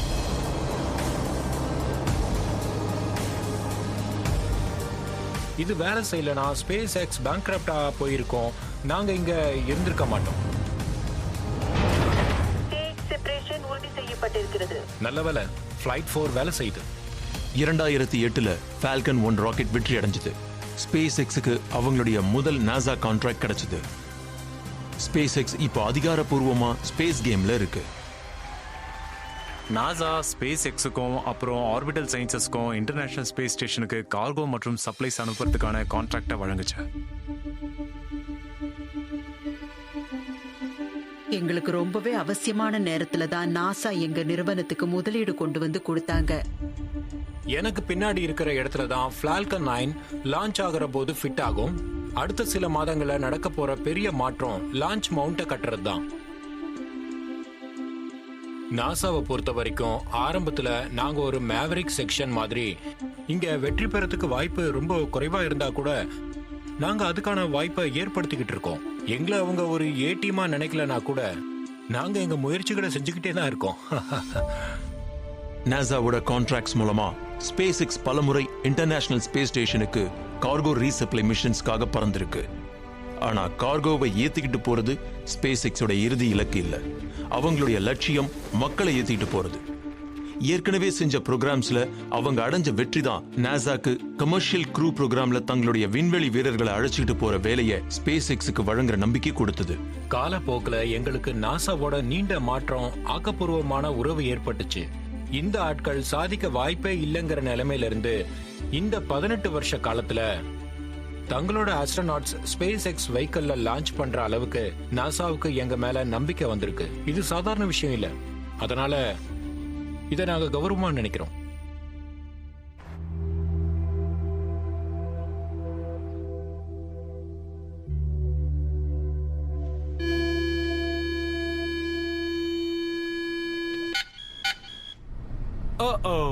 இது உங்ககிட்ட வம்பு பண்ணுது. அதான் அதேதான் த்ரீ ஸ்டூஜஸ் போக் அதுதான். அது ஒரு புது வருஷன். டாக் ஹர்லி மற்றும் பாப் பென்கன் 2 பேருக்குமே அனுபவம் ரொம்ப அதிகம். அவங்களுக்கு இதுல பல வருஷம் அனுபவம் இருக்கு. இவங்க 2 பேரும் ஸ்பேஸுக்கு போயிருக்காங்க. நான் முன்னாடி ஸ்பேஸ் ஷட்டிலுக்கு போயிருக்கேன். நான் 2 மிஷன்ல பறந்திருக்கேன். நான் ஸ்பேஸ் ஸ்டேஷனுக்கு போனேன். நிறைய அசம்பிளி ஸ்பேஸ் வாக் செஞ்சேன். அங்க பாப் கையாசுகிறாரு. நான் STS 135ல பறந்திருக்கேன். அதுதான் கடைசி ஷட்டில் ஃபிளைட். அதுக்கு முன்னாடி STS 127 அது ஒரு அசம்பிளி ஃபிளைட். நாங்க ரொம்ப காலமா இதுல இருக்கோம். நாங்க ஒரே அஸ்ட்ரோனட் கிளாஸ்ல 2000ல வேலைக்கு சேர்ந்தோம். 20 வருஷங்களா இதுல இருக்கிறோங்கிறதால நாங்க இந்த கட்டத்துல சீனியர் அஸ்ட்ரோனட்ஸ்னு அழைக்கப்படலாம். வயசான ஆளுங்க. ஸ்பேஸ்ல 2 பேரும் ஒன்னா பறந்தது கிடையாது. அதுதான் ரொம்ப சுவாரஸ்யமான விஷயம். பாபும் டவுகும் அவங்க மனைவிய அதே அஸ்ட்ரோனாட் வகுப்புல தான் சந்திச்சாங்க. சந்திச்ச பிறகு ஒருத்தர் புரிஞ்சுக்கிட்டு அவங்க கடைசியில கல்யாணமும் பண்ணிக்கிட்டாங்க. அதுதான் மேகன் மெக்கார்த்தர். அவங்க தான் எங்க flight engineer. Astronaut Karen Nyberg international space ஸ்டேஷன்ல அவங்களோட மிஷனை தொடங்கினாங்க. நமக்கு கிடைக்கிற அனுபவத்தை அனுபவிச்ச ஆஸ்ட்ரோனட்ஸ் மனைவியா இருக்கிறதுனால இதுல நீண்ட கால வேலை இருக்குங்கிறத உணர்ந்து அந்த அம்சத்தை ஏத்துக்கிறாங்க. பேக்கப்ஸ் அதோட வேலையை ஒழுங்கா செய்யறத உறுதிப்படுத்திக்கணும். அவங்க அவ்வளவு மோசம் அவங்க இதுல இருக்கிற சாதக பாதகம் புரிஞ்சவங்க, ஆபத்தை புரிஞ்சவங்க. அதனால சில வகையில இது ரொம்பவே சுலபமாயிடுது. அவங்களுக்கு இது சில வகையில கடினமா ஆகும். ஏன்னா இதுல இருக்கிற எல்லா ஆபத்தும் அவங்களுக்கு புரியும். அவங்க இதை செஞ்சிருக்காங்க. நீங்க உங்க 3 வயசு பையனை வீட்டுல விட்டுட்டு வந்திருக்கீங்க. அவனோட முதல் நாள் ப்ரீ ஸ்கூல மிஸ் பண்ணதுல வருத்தம் இல்லையா? கண்டிப்பா கஷ்டம்தான். ஆனா நாங்க நல்ல தொடர்புல இருக்கோம். என் ஹஸ்பண்ட் பிக்சர்ஸும் வீடியோஸும் அனுப்பிட்டு தான் இருக்காரு. எங்க 2 பேரு குடும்பமும் ஒரே மாதிரியானது. எங்க 2 பேருக்குமே எலிமெண்டரி ஸ்கூல்ல படிக்கிற பையன்க இருக்காங்க. அவங்க 2 பேருக்குமே முதல் முறையா நாங்க ஸ்பேஸ்ல பறக்கிறத பாக்குற வாய்ப்பு கிடைக்க போகுது. இதை என் பையனோட ஷேர் பண்ணிக்க முடியறது எனக்கு ரொம்ப மகிழ்ச்சியா இருக்கு. அவன் ராக்கெட்ஸ் ஆபத்தானவைன்னு புரிஞ்சுக்கிறான். முதல்ல நீ அந்த ராக்கெட்ல பறக்க கூடாதுன்னு சொன்னான். அப்புறம் நாங்க அவனை அந்த மாதிரியான ராக்கெட்ல போகிறது சம்பந்தமா ஏற்படுற உணர்வுல இருந்து அவனை வெளிக்கொண்டு வந்து அதை ஏத்துக்க வைக்க வேண்டி இருந்தது. இந்த 2 தனி மனிதர்களை பறக்க வைக்கிறத நோக்கி நாங்க போகும்போது அடிக்கடி இவங்கள 2 அப்பாக்கள்னு தான் குறிப்பிடுறோம். சரியா அவங்க 2 பேருக்கும் குடும்பம் இருக்கு. அதை நாங்க ரொம்ப சீரியஸா எடுத்துக்கிறோம். நாங்க செய்யறதெல்லாம் சரின்றதையும் பாதுகாப்பா வீட்டுக்கு அழைச்சிட்டு வர போறோங்கிறதையும் நாங்க உறுதிப்படுத்த விரும்புறோம். எப்போ நீங்க புது ஸ்பேஸ் கிராஃப்டையும் புது தொழில்நுட்பத்தையும் உருவாக்கினாலும் அதுல எக்கச்சக்கமான ஆபத்து கூடவே இருக்கும். மனிதர்களை அதுல அனுப்பும் போது ஆபத்து ரொம்பவே அதிகமாகும். இன்னும் நுட்பமா சொல்லணும்னா எல்லாமே சரியா நடந்தாதான் அதுல வெற்றி அடைய முடியும். ஒரு மிலிட்டரி டெஸ்ட் பைலட் ஸ்கூல் கிராஜுவேட்ஸா எங்க வேலையோட தன்மையில நாங்க ஏற்கனவே அனுபவிச்சதை அனுபவிக்கும் போது எங்க மிஷன்ஸ்லயோ அதுக்கான சோதனைகள்லயோ எல்லா வகையான ஆபத்தும் இருக்குன்றது எங்களுக்கு தெரியும். மனிதர்களை விண்வெளிக்கு அனுப்புறது அச்சமூட்டுற விஷயம். இது எப்பவுமே ஆபத்தானதுதான். ஸ்பேஸ் எக்ஸோட சக்சஸ் ரெக்கார்ட் அவ்வளவு முழுமையா இல்ல. 3, 2, 1. Lift off of the Falcon 9 rocket. June 28, 2015 SpaceX நாசாவுக்காக தன்னுடைய 7வது கார்கோ ரீசப்ளை மிஷனை இன்டர்நேஷனல் ஸ்பேஸ் ஸ்டேஷனுக்கு லான்ச் பண்ணுச்சு. நமக்கு லான்ச் வெஹிக்கிள் ஃபெயிலியர் ஏற்பட்ட மாதிரி இருக்கு. லான்ச் ஆகி பல நிமிடங்கள்ல ஃபால்கன் 9 ராக்கெட் ஃபெயில் ஆகி மொத்தமா டிஸ்இன்டகிரேட் ஆகி நாசாவோட கார்கோவை மொத்தமா அழிச்சிடுச்சு. இது கண்டிப்பா ஒரு பின்னடைவு தான். ஆனா இதுல உண்மை என்னன்னா ராக்கெட்ஸ் எப்பவும் ரொம்ப கடினமானவை. ராக்கெட்குள்ள இருந்த ஒரு ஒத்த ஸ்ட்ரட் பிரிஞ்சு ஒரு ஹீலிங் டேங்கை உடைச்சதுதான் தோல்விக்கான காரணமா இருக்கலான்னு பின்னாடி தீர்மானிக்கப்பட்டது. பிறகு செப்டம்பர் 1, 2016 இன்னொரு பெரிய தோல்வி.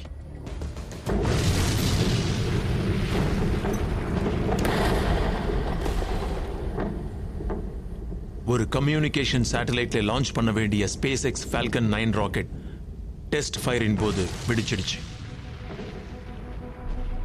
இது டெஸ்டிங்ல ஒரு பகுதி தான். இந்த மாதிரியான விஷயங்கள் நடக்க தான் செய்யும். நீங்க கண்டிப்பா தவிர்க்க நினைக்கிறது அந்த வெஹிக்கிள்ல மக்கள் இருக்கும்போது இதெல்லாம் நடக்க கூடாதுங்கிறது தான்.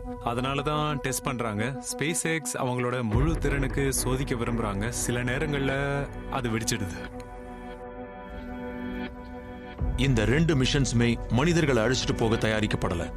அதனால தான் ஸ்பேஸ் எக்ஸ் சந்திச்ச அடுத்த தோல்வி அவங்களுக்கு ரொம்ப கஷ்டமானதா இருக்கும். எங்க டெஸ்ட் ஸ்டாண்ட்ல ஏதோ சரியில்லை, அங்கதான் அன்க்ரூவ்டு டெஸ்ட் ஃபிளைட்ல இருந்த எங்க க்ரூ டிராகன் வெஹிக்கிள் வெடிச்சது. என்ஜின்ஸை டெஸ்ட் ஃபயர் பண்ணும்போது டெமோ 1 மிஷன்ல பயன்படுத்தப்பட்ட அதே டிராகன் கேப்சூல் முழுக்க அழிஞ்சிடுச்சு.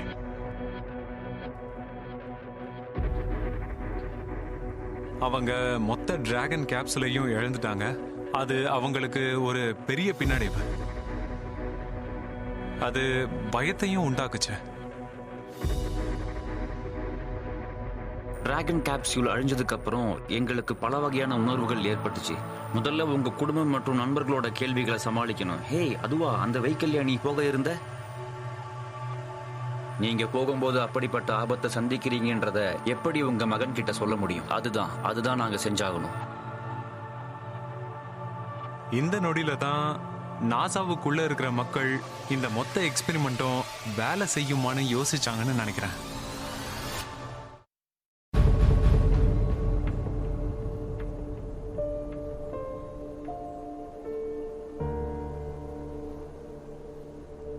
எங்க டெஸ்ட் ஸ்டாண்ட்ல ஏதோ சரியில்லை, அங்கதான் அன்க்ரூவ்டு டெஸ்ட் ஃபிளைட்ல இருந்த எங்களோட க்ரூ டிராகன் வெஹிக்கிள் வெடிச்சது. புளோரிடா ஸ்பேஸ் கோஸ்டோட கடற்கரையில மக்கள் இருந்தாங்க. திடீர்னு ரொம்ப பெரிய ஆரஞ்சு கலர் புகை மேல போறத அங்க இருக்கிறவங்க பார்த்தாங்க. அவன் ஒரு கிண்டர் கார்டனர், ஏன்னா அதுதான் என் மகனோட வயசு. இப்ப நடந்த விஷயத்தை எப்படி விளக்குறதுங்கிறது ஒரு சுவாரஸ்யமான சவால். நல்ல வேளையா இந்த வயசுல அவன் இன்டர்நெட்ல போய் அந்த வீடியோவை தேடி பார்க்க முடியாதுங்கிறது எனக்கு தெரியும். ஆனா நாங்க அவனை புளோரிடாக்கு ஒரு ராக்கெட் லான்ச்சை பார்க்க கூட்டிட்டு போனோம். அதனால நாங்க எல்லாருமே புளோரிடாவுக்கு போனோம். அங்க ஒரு புது ஷிப் ஸ்பேஸ்ல லான்ச் ஆகிறத பார்த்ததுக்கு அப்புறம் தான் நான் ஸ்பேஸுக்கு கிளம்புறதுக்கு அவன் சம்மதிக்க ஆரம்பிச்சான். அந்த மாதிரி செய்யும் போது நாங்க எங்க குடும்பத்தோட மட்டும் பலப்படுத்திக்கல, எங்க டீம் கூடவும் சில விஷயங்களை பலப்படுத்திக்கிறோம். ஒரு வகையில டீம் பேக்கப் எங்களுக்கு கிடைக்கணும்னு நாங்க நினைச்சோம். குறிப்பா புளோரிடால இருக்கிற டீம் இதால ரொம்பவே அதிகமா பாதிக்கப்பட்டாங்க. தொடர்ந்து போகும்போது எங்க பாதுகாப்புக்கு அவங்க தான் பொறுப்புங்கிறது அவங்க உணர்றாங்க. அதனால அந்த மாதிரியான ஒரு தோல்விக்கு அப்புறம் அந்த டீமுக்கு எங்களை நேருக்கு நேர் பார்க்க ரொம்ப கஷ்டமா இருந்தது.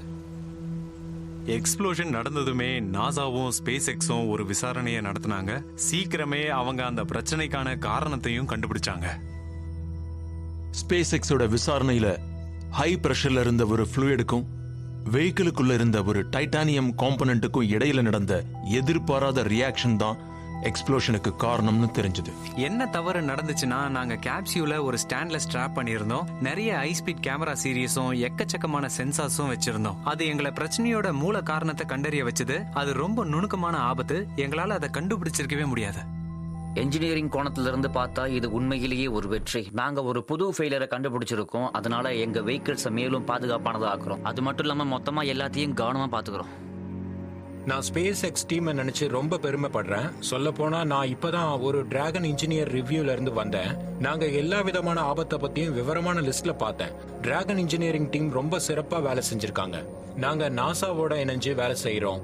கூடுமான வரையிலும் நம்பிக்கையானதாகவும் பாதுகாப்பானதாகவும் இருக்கான்னு உறுதிப்படுத்திக்கிறோம். ஒரு டெஸ்ட் பைலட் எப்படி ஒரு ஸ்பேஸ் ஷிப்ல முதல் ஃபிளைட்டுக்கு தயார் பண்ணிருப்பாரு? இது ஒரு அற்புதமான கேள்வி. ஏன்னா போன முறை இதை நாங்க ஒரு ஆர்பிட் வெஹிக்கிள்ல செஞ்சப்போ எங்க கூட ஜான் யங்கும் பாப் கிரிப்பனும் இருந்தாங்க.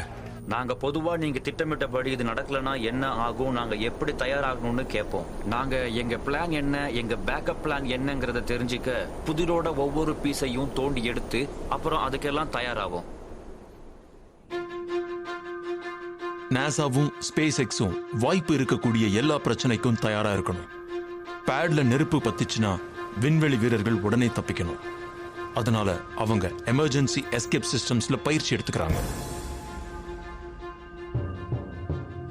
ஸ்பேஸ் எக்ஸுக்கு லான்ச் பேட் 39Aல ஒரு ஈக்ரஸ் அப்பேரட்டஸ் இருக்கு. ஏதாவது ஃபியூவல் லீக் ஏற்பட்டா அல்லது ஆஸ்ட்ரோநாட்ஸ்க்கு முடிஞ்ச அளவு சீக்கிரம் லான்ச் டவர்ல இருந்து வெளியில வர வேண்டியிருந்தா தேவையா இருக்கும்னு ஒரு ஜெயண்ட் ஜிப் லைனை செட்டப் பண்ணியிருந்தாங்க. தரையிலிருந்து 265 அடி உயரத்துல ஸ்லைட் வயர்ட் பேஸ்கெட் விண்வெளி வீரர்களை பேட்ல இருந்து சுமார் 1200 அடி தூரத்துக்கு 30 நொடிக்குள்ள கொண்டு போயிடுச்சு.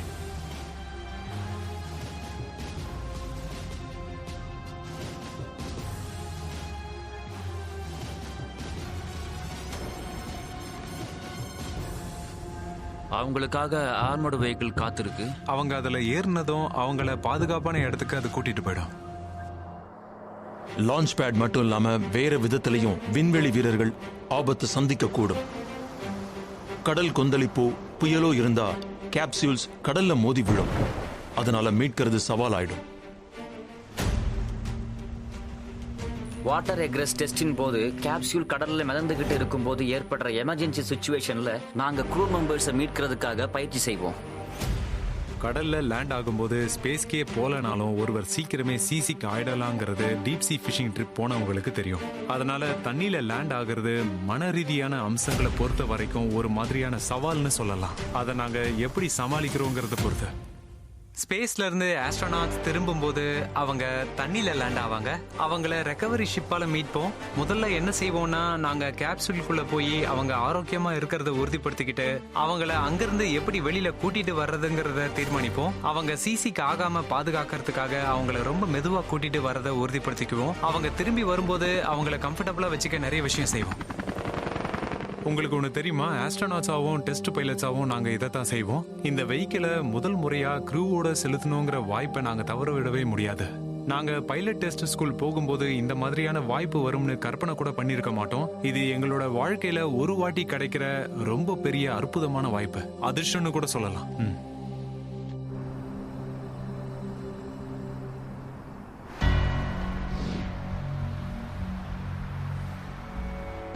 Hello Doug, how are you? Hey Bob, எப்படி இருக்கீங்க? good to see you. Yeah, good to see you. Hey, Hi. Doug, good to see you. 2014 commercial crew program space எக்ஸுக்கு $260 கோடி ஒரு புது லான்ச் சிஸ்டம் உருவாக்க வழங்குச்சு. இன்னைக்கும் நாசா அட்மினிஸ்ட்ரேட்டர் ஜிம் பிரைடன்ஸ்டைன் வரி செலுத்துறவங்களோட பணம் எப்படி பயன்படுத்தப்படுதுன்னு பார்க்க ஸ்பேஸ் எக்ஸ் ஃபேக்டரிக்கு வராரு. பார்க்க நிறைய இருக்குல்ல. ஆமா. ஸ்பேஸ் எக்ஸ் ஃபேக்டரி ஏரோஸ்பேஸுக்கு ஒரு கேண்டி லேண்ட் மாதிரி. இது ஒரு அற்புதமான இடம். ஏன்னா இங்க நிறைய ராக்கெட்ஸ் உருவாக்கப்படுறதை நீங்க பார்க்கலாம். எக்கச்சக்கமான ராக்கெட்ஸ், நிறைய என்ஜின்ஸ் உருவாக்கப்படுறத பார்க்கலாம். டிராகன் ஸ்பேஸ் கிராஃப்ட் உருவாக்கப்படுறதையும் நீங்க பார்க்கலாம். எப்பவும் உங்களை சுத்தியும் ஸ்பேஸ் பிளைட்டோட நவீனமயமான எதிர்காலத்தையும் பார்க்கலாம். ஃபேக்டரியோட இந்த இடத்துல தான் புரட்சிகரமான ஃபால்கன் 9 ராக்கெட் இருக்கு. இந்த ராக்கெட் நாசாவோட உதவியோட, ஏர்ஃபோர்ஸோட உதவியோட வடிவமைக்கப்பட்டது. இதுவரைக்கும் இல்லாத அளவு ரொம்ப நம்பகமான ராக்கெட்டா இது புதுசா வடிவமைக்கப்பட்டிருக்கு. ரைட். ஃபால்கன் 9 லிட்ரேச்சர்ல சொல்லப்படுற மாதிரி சொல்லணும்னா standing on the soldiers of டைட்டன்ஸ்னு சொல்லணும். நாங்க கத்துக்கிட்ட பாடங்களை வச்சு இதை உருவாக்குறோம். நாசா கத்துக்கிட்ட விஷயங்களை நாங்க எடுத்துக்கிட்டாலும் ஒரு தெளிவான தாளை பயன்படுத்தின மாதிரி நாங்க செய்ய நினைக்கிற இதுவரைக்கும் யாரும் செய்யாத மாதிரி ஒரு ராக்கெட்டை எப்படி உருவாக்குறதுன்னு நாங்க யோசிச்சோம். ஸ்பேஸ் ஃபிளைட்டோட வரலாற்றுல ராக்கெட்ஸ்லாம் முன்னாடி பயன்படுத்தப்பட்டிருக்கு. Lift off of the Atlas V. First stages பறந்து போய் அதோட பேலோட ஸ்பேஸ்ல டெலிவர் பண்ணுச்சு. We have stage separation. அப்புறம் அது மறுபடியும் பயன்படுத்த முடியாத மாதிரி கடல்ல மோதி விழும். அது நியூயார்க்ல இருந்து எல்ஏக்கு பறந்து போயிட்டு விமானத்தை தூக்கி போடுறதுக்கு சமம். அதனால கமர்ஷியல் ஏவியேஷன் ரொம்ப எக்ஸ்பென்சிவா ஆகும். ஆனாலும் அதைத்தான் நம்ம ஸ்பேஸ்ல பண்ணிக்கிட்டு இருக்கோம். We have lift off of the Falcon 9. Space X திரும்ப பயன்படுத்தக்கூடிய வகையில ஒரு ராக்கெட்டை உருவாக்கி இருக்கு. ஃபர்ஸ்ட் ஸ்டேஜ் பூஸ்டர் தன்னோட பேலோட ஆர்பிட்டுக்கு டெலிவர் பண்ணிட்டு Stage separation confirmed. திரும்பி பறந்து வந்து தரையில லேண்ட் ஆகும், இல்லனா கடல்ல இருக்கிற ஒரு கப்பல்ல லேண்ட் ஆகும். தோல்வியை பத்தி பேசும்போது ஸ்பேஸ் எக்ஸ்ல ஒரு சுவாரஸ்யமான வரலாறு இருக்கு.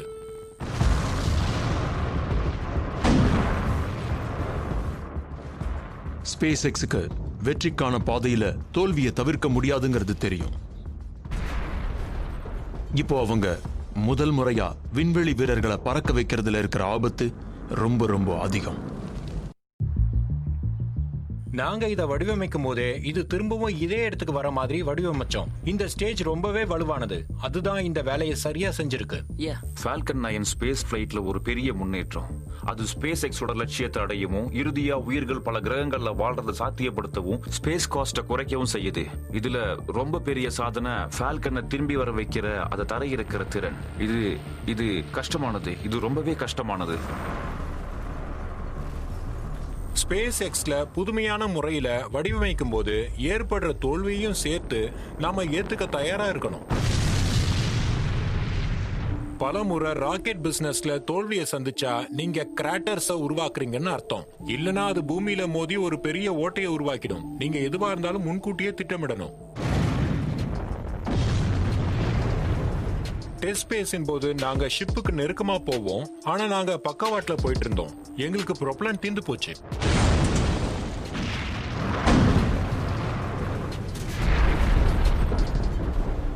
ஆனா நாங்க அதை ஏன் செய்யறோம்னா, ஒரு டெஸ்ட் ஒரு ஃபிளைட், ஒரு டெஸ்ட் ஒரு ஃபிளைட், இப்படி செஞ்சாதான் இது எப்படி வேலை செய்யுதுன்னு எங்களால புரிஞ்சுக்க முடியும். கம்ப்யூட்டர்ல வெறும் அனலைஸ் பண்ணி இல்ல, நிஜமாவே ராக்கெட்டை பறக்க வச்சுதான் செய்யணும். அப்பதான் ராக்கெட்ல என்ன செய்ய முடியும்னு நீங்க கத்துக்க முடியும். பல ஆண்டுகளா மக்கள் இந்த மாதிரி செய்ய முடியாதுன்னு நினைச்சாங்க. ஒரு லான்ச் வெஹிக்கிளை திரும்பி கொண்டு வர்றது, அந்த வெஹிக்கிள் பூமிக்கு திரும்பி வர வழி முழுக்க அதை கட்டுப்படுத்துறது ரொம்ப கஷ்டமா நினைச்சாங்க. பல வருடங்களா ஃபால்கன் 9 வடிவமைச்சு சோதிச்ச பிறகு 2015 ஸ்பேஸ் எக்ஸ் ஒரு ஃபர்ஸ்ட் ஸ்டேஜ் ஆர்பிட்டல் ராக்கெட்டை பூமியில தரையிறங்க வைக்கிற முயற்சி மூலமா வரலாறு படைக்க தயாராச்சு. Stage separation confirmed. ஃபால்கன் 9 திரும்ப பூமிக்கு கொண்டு வர ஃபர்ஸ்ட் ஸ்டேஜ்ல நாங்க ஒரு நேவிகேஷன் சிஸ்டம் வச்சிருக்கோம். பெரும்பாலான ஃபர்ஸ்ட் ஸ்டேஜ்ல இது இருக்காது. ராக்கெட் 9 இன்ஜின்கள்ல 3 ரீலைட் செஞ்சு வேகத்தை குறைக்க தொடங்கும். நாங்க ஒவ்வொரு இன்ஜினையும் இடமிருந்து வலமாவும் மேலிருந்து கீழையும் இயக்க முடியும். Stage 1 landing burner started. நீங்க எம்பயர் ஸ்டேட் பில்டிங் மேல நின்னுகிட்டு ஒரு பென்சிலை கீழே போட்டு அந்த பென்சிலை ஒரு போஸ்டேஜ் ஸ்டாம்ப் மேல இருக்கிற அதோட எரேசர் மேல போடுற மாதிரின்னு இதை விரிவிக்கிறத நான் கேட்டிருக்கேன். இறுதியில பார்த்தா இது பிசிக்ஸோட சாம்ராஜ்யத்துக்கு அப்பாற்பட்டது இல்ல. பிசிக்ஸோடது இல்லைன்னா இதை செஞ்சு முடிக்க ஒரு என்ஜினியரிங் வழி இருக்கு. ஃபால்கன் தரையிறங்கிடுச்சு. வாவ், இது பத்திரமா தரையிறங்கிடுச்சு. அற்புதமான விஷயம். That's Crazy. ஒரு பழமொழி இருக்கு, நீங்க தோல்வி அடையலனா நீங்க கத்துக்கலன்னு அர்த்தம். அதனால நீங்க ரொம்ப எச்சரிக்கையா இருந்து எப்பவும் தோக்கலன்னா நீங்க உண்மையிலேயே மத்தவங்க யாரும் இதுவரைக்கும் செய்யாததை செய்ய முயற்சிக்கலன்னு அர்த்தம்.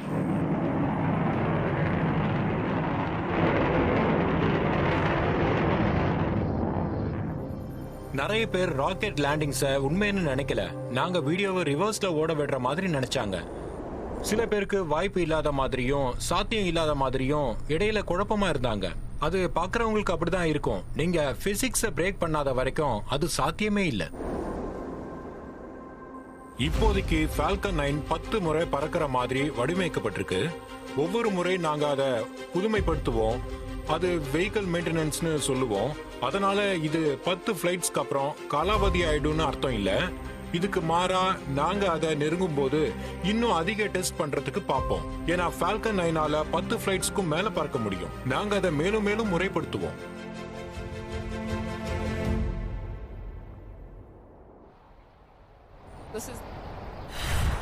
இது லான்ச் காம்ப்ளெக்ஸ். இது கேப் கனாவல் கெனடி ஸ்பேஸ் சென்டர்ல இருக்கு.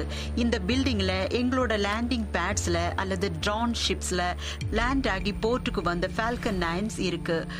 அதோட ப்ராசஸஸும் இங்க நடக்குது. ஒரு ராக்கெட்டை ரீஃபர்பிஷ் பண்ண அதை ஒரு ஹேங்கர்ல ரோல் பண்ணி அதோட ப்ராசஸிங் ரிங்ல லோட் செய்வோம். பிறகு சில வாரங்கள்ல அது ப்ராசஸ் ஆகி லான்ச்சுக்கு தயாராயிடும். ரீயூசபிலிட்டிங்கிறது ஸ்பேஸ் எக்ஸ்ப்ளோரேஷன்ல ரொம்ப அவசியம். முதல்ல அது செலவை குறைக்க உதவுது. ரெண்டாவது நேரத்தை மிச்சப்படுத்த உதவுது. ஒவ்வொரு முறையும் நீங்க புது வெஹிக்கிளை உருவாக்க வேண்டி இருந்தா ஒரு புது ராக்கெட்டை உருவாக்க நீங்க காத்துக்கிட்டே இருக்க வேண்டியதுதான். ஆனா எங்களால ராக்கெட்டை பறக்க வைக்க முடியுது. தரை இறங்கி மறுபடியும் பயன்படுத்த முடியுதுங்கிறதுனால மாசம் அல்லது வருஷத்துல ஒரு வாட்டின்னு இல்லாம நாங்க வாரம் ஸ்பேஸுக்கு போக முடியும். 0 ரீஃபர்பிஷ்மெண்ட் தான் இறுதி லட்சியம். மார்ஸுக்கு போக இதுதான் முதல் படி. அதுங்க கடல்ல மோதிர ஸ்டேஜஸ் தான். உங்களால ஹார்ட்வேரை மீட்க முடியாது. அதனால அது ஒரு க்ளோஸ் காலா அப்படின்றத கண்டுபிடிக்க முடியாது. நமக்கு வெஹிக்கிள் திரும்ப வரும்போது நாம வெஹிக்கிளை சோதிச்சு அதுல ஏதாவது எரிஞ்சிருக்கா இல்லையான்னு நாம நெருக்கடியில இருந்தோம்னா நேரடியா பார்த்து தெரிஞ்சுக்க முடியும். அதை நம்ம டிசைன்ல சரி பண்ணிடலாம். வெல், நீங்க அதே ராக்கெட்டை 2வது 3வது 4வது 5வது வாட்டி பயன்படுத்தும் போது இன்சூரன்ஸ் ரேட்ஸ் குறையும், அதிகமாகாது. நீங்க சொல்றது புரியுது. இன்சூரன்ஸ்ல அதை நம்ம கிளைம் பண்ணிக்கலாம். நம்ம பணமும் திரும்ப வந்துரும் சொல்றீங்க. அந்த முதல் ஃபிளைட்டை விட்டதுக்கு அப்புறம் அது ஒரு கமர்ஷியல் ஃபிளைட் மாதிரி தான். முதல் கஸ்டமரை ஒரு ஏரோப்ளேன்ல ஏறதை விட பல முறை பார்த்திருக்கிற ஒரு ஏரோப்ளேனை தான் நீங்க விரும்புறீங்க. கமர்ஷியல் இன்சூரன்ஸ் ரேட்டை தான் ஒரு ராக்கெட்டோட நம்பகத்தன்மையை குறிக்கும். உலகத்திலே எங்களுக்கு தான் பெஸ்ட் இன்சூரன்ஸ் ரேட்ஸ் இருக்கு. அப்படியா? எனக்கு தெரியாது. ஹோலி கிரெயில் முழுக்க மறுபடியும் பயன்படுத்தக்கூடிய ஆர்பிட்டல் சிஸ்டம். இதுவரைக்கும் இதுதான் ரொம்ப முக்கியமானது. இது திரும்ப பயன்படுத்தக்கூடிய ஏர்கிராஃப்ட் அல்லது காரை வச்சிருக்கிறதுக்கும் வச்சுக்காததுக்குமான வித்தியாசம் மாதிரி. இதோட உள் விவரங்கள் நிறைய மக்களுக்கு முழுசா புரியறது இல்ல. இது ஒரு ஃபுல்லி ஃபிளைட், அதாவது ஃபுல்லி ஃபங்க்ஷனல் சூட். ஒன்றுத்துல சுமார் 4 வருஷத்துக்கு முன்னாடி நான் இருந்தப்ப இந்த சூட்ஸ்ல எது வேலை செய்யுது எது வேலை செய்யலன்னு டெஸ்ட் பண்ணிக்கிட்டு இருந்தேன். இந்த சூட்டை நாங்க 4-5 வருஷத்துக்கு முன்னாடியே தயார் பண்ணியாச்சு. இந்த ஷூட் தயாரிக்கிறதுக்கு டக் அண்ட் பாப் தான் உதவி செஞ்சிருக்காங்க. இந்த மாதிரி ஒரு சூட்டை நீங்க உலகத்துல எங்க தேடினாலும் நிச்சயமா இருக்காது. அவங்களோட சூட்டை தயாரிக்கிறது ஒரு பெரிய வேலையா இருந்துச்சு. ஒரு பெரிய வேலை, நான் அதை குறைச்சு சொல்ல முடியாது. ஒரு ஸ்பேஸ் சூட்டை உருவாக்குறது அவ்வளவு ஈஸி இல்ல. ஆஸ்ட்ரோனட்ஸ் ஆரம்பத்துல இருந்து ஒரு குழுவா எங்க டிசைன் ப்ராசஸ்ல, எங்க டெஸ்ட்ல மற்றும் எங்க ட்ரைனிங் ப்ராசஸ்ல பங்கெடுத்துக்கிட்டாங்க. அப்ப இந்த ஸ்பேஸ் கிராஃப்ட் பிரஷரைஸ்டா இருக்கிற வரைக்கும் இது கண்டிப்பா இன்ஃப்ளேட் ஆகாதுல்ல, சரியா? இதுல அழுத்தம் குறையும் போது இது இன்ஃப்ளேட் ஆகும். இப்ப இது டிஃப்ளேட் ஆன மாதிரி தான் இருக்கு. இத கொஞ்சமா வெளியில எடுக்கணுமோ என்னவோ. ஆஸ்ட்ரோனட்ஸா நாங்க போட்டுக்கிற எல்லா சூட்ஸுக்கும் ரொம்ப குறிப்பிட்ட டிசைனை அவங்க உருவாக்க முயற்சி பண்றாங்க. அதனால டிராகன் ஸ்பேஸ் சூட்ஸ் உங்களை டிப்ரெஷரைசேஷன்ல இருந்து பாதுகாக்கவும், சூழ்நிலையில ஏதாவது சரியில்லைன்னா நெருப்போட புகையும் போது உங்களுக்கு மூச்சு விட காத்து வேண்டி இருக்கிற மாதிரியான நிலைமையில உங்களை பாதுகாக்கும். இது ஸ்பேஸ் சூட்ஸ் ஸ்பேஸ் வாக் செய்யறதுக்கு கிடையாது. அந்த ஸ்பேஸ் சூட்ஸ் மற்ற விஷயங்களை செய்யறதுக்கும் கிடையாது. கேப்சூலோட அட்மாஸ்பியர்ல ஏதாவது பிரச்சனைகள் ஏற்பட்டா அது உங்களை பாதுகாக்கிறதுக்கு தான். அந்த ஸ்பேஸ் சூட் தான் உங்களோட சின்ன சின்ன கேப்சூல். நீங்க அதுக்குள்ள போய் மிஷனை முடிக்கிற வரைக்கும் சும்மா இருக்கலாம். இது உயிர் பழிச்சு பூமிக்கு வர்றதுக்கு ஒரு வாய்ப்பு. எதிர்பாராத விதத்துல வெஹிக்கிள்ல கசிவு ஏற்பட்டுச்சுன்னா நீங்க அந்த இன்ஃபிளைட் நீங்க ஒரு ஏரோப்ளைனை ஓட்டும் போது எதிர்பாராம டிராகன்ல கசிவு ஏற்பட்டுச்சுன்னா எங்க கிட்ட ஒரு கூடுதல் ஆப்ஷன் இருக்கு. நாம அந்த கசிவை சரி செய்ய முடியும். சரி, அந்த கசிவு பெருசா இருந்தா அது நமக்கு ஆபத்தான விஷயம். அத ஒரு விண்கல் மோதி இருக்க கூடும். அது எப்படின்னா, அது ஒரு சின்ன கசிவா இல்லாம அது ரொம்ப பெரிய கசிவா இருந்தா அது ஆபத்து தான். நீங்க முழுக்க பிரஷரைஸ்டா இருந்தா உங்களால அதிகமா எதுவும் செய்ய முடியாது. அது ரொம்ப கடுமையா இருக்கிறதாலயா? ஆமா, அது கடுமையா இருக்கு. நீங்க கரெக்டா சொன்னீங்க. சரி, சூட் பிரஷரைஸ்டா இருந்தா உங்களால நகர முடியும். என்ன, நீங்க கொஞ்சம் முயற்சி செய்யலாம். பிரஷர் சூட்ஸ் கொஞ்சம் கனமானது தான். இந்த பிரஷர் சூட்ஸ் நாங்க ஷட்டில்ல போட்ட ஏசஸை விட கம்ஃபர்டபுளாகவும் ரொம்ப ரொம்ப எடை குறைவாகவும் போடுறதுக்கு கழட்டுறதுக்கு ரொம்ப சுலபமாகவும் இருக்கும். அப்படி இருந்தாலும் இந்த சூட்டோட நீங்க போராட வேண்டியது இருக்கும், ரொம்பவே போராட வேண்டியது இருக்கும். இது ஒரு single piece suit. Gloves, helmets, boots எல்லாம் அட்டாச் ஆயிருக்கு. கூடுமான வரைக்கும் எளிமையா வச்சுக்கலாம். சில புது மாற்றங்கள்ல நிறைய மக்கள் முதல்ல கவனிக்கிறது ஹெல்மெட்டா இருக்கும்னு நினைக்கிறேன். இந்த ஹெல்மெட் 3D பிரிண்டட். இதனால எங்களுக்கு நிறைய பிளெக்சிபிலிட்டி கிடைக்கிறதால நாங்க அந்த ஹெல்மெட்ல நிறைய அம்சங்களை சேர்க்க முடியும். நாங்க சூட்ல பயன்படுத்துற மெட்டீரியல்ஸ்ல முன்னேற்றம் இருக்கு. அவுட்டர் மெட்டீரியல்ஸ்ல தீய தாக்கு பிடிக்கும் போது அதனால அது முக்கியமான PTFE இல்லனா டெஃப்லான் ஃபேப்ரிக்ல இருக்கும். கிரேஸ் எல்லாம் நாமெக்ஸ் மெட்டீரியல். ஸ்பேஸ் சூட்டை வடிவமைக்கிற விஷயத்துல மருத்துவ ரீதியில வரக்கூடிய சில கவலைகள், சூட்ல இருக்கிற CO2 அளவுகள் என்ன, சூட்ஸ்க்கு எப்படி ஆக்சிஜன் கொடுக்க முடியும், கூலிங்கை எப்படி கொடுப்போம் அப்படிங்கிறது தான். இந்த பகுதி க்ரூவை எப்பவும் கூலா வச்சுக்க வேலை செஞ்சுக்கிட்டு இருக்கோம். அதனால இந்த டியூப் பாதம் வரைக்கும் கொண்டு வர ஒரு டியூப் நெட்வொர்க் இருக்கிறத நீங்க பார்க்க முடியும். அப்புறம் இது கழுத்துக்கும் 2 போகுது. அதனால அவங்களுக்கு ரொம்ப கூலிங்கா இருக்கும். நாங்க மருத்துவ ரீதியில இந்த மனிதரை எப்படி கம்ஃபர்டபுளாகவும் ஆரோக்கியமாகவும் வச்சுக்கிறதுன்னு பார்ப்போம். கிறிஸும் அவரோட இன்ஜினியரிங் டீமும் எப்படி தனித்துவமாகவும் அதை செய்யற திறனோடையும் உன்னை புத்திசாலித்தனமா உருவாக்கணாங்கிறத பார்த்துப்பாங்க. அப்படிதான் செஞ்சிருக்காங்க. Well, thank you guys. NASA விண்வெளி வீரர்களை பறக்க அனுமதிக்கிறதுக்கு முன்னாடி டீம் ஸ்பேஸ் எக்ஸுக்கு ஒரு கிரிட்டிக்கல் டெஸ்ட்டை பாஸ் பண்ண வேண்டியிருந்தது. ஒரு ராக்கெட் பறக்கும்போது வெடிச்சா என்ன ஆகும்? வாவ், அது பயங்கரமா இருக்கு. க்ரூவை காப்பாத்த ஒரு திட்டம் இருக்கு. ஸ்பேஸ் எக்ஸ் இது வேலை செய்யும்னு இப்போ நிரூபிக்கணும்.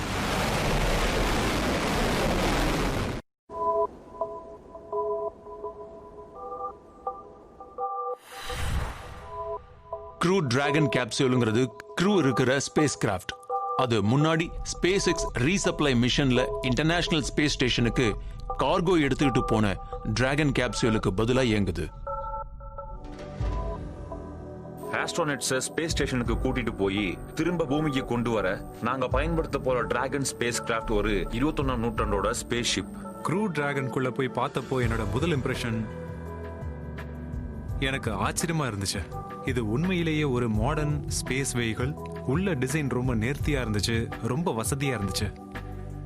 சீட்ஸ் எல்லாமே கார் ரேசிங் சீட்ஸா இருக்கிறதுனால பாதுகாப்பு அம்சங்கள் எல்லாமே பலமா இருந்துச்சு. நாங்க ஏற்கனவே க்ரூ டிராகனை ஸ்பேஸ் ஸ்டேஷனுக்கு அனுப்பி திரும்ப கொண்டு வந்திருக்கோம். தொடர்ந்து அதுல நிறைய மாற்றங்கள், முன்னேற்றங்கள் செஞ்சிருக்கோம். ஆனாலும் அதோட பாதுகாப்பை குறிச்சு நாங்க ரொம்ப கவனமா இருந்தாகணும்.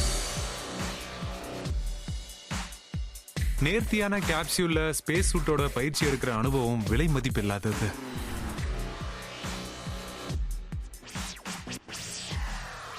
பாபு டாகும் தங்களோட ஸ்பேஸ் சூட்டை சிமுலேஷன் போது போட்டுக்கிட்டாங்க. ஏன்னா பயிற்சி அவங்களுக்கு நிஜ மாதிரியே இருக்கணும். ஸ்பேஸ் எக்ஸ் டிராகன், நாங்க ப்ரெஷரைஸ் பண்ண தயாரா இருக்கோம்.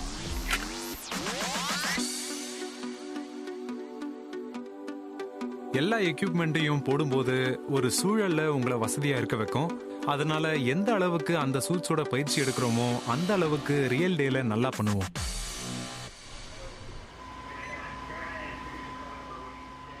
ஸ்பேஸ் கிராஃப்ட்ல நவீன காம்பனன்ட்ஸை பார்க்க ரொம்ப சுவாரஸ்யமா இருக்கு.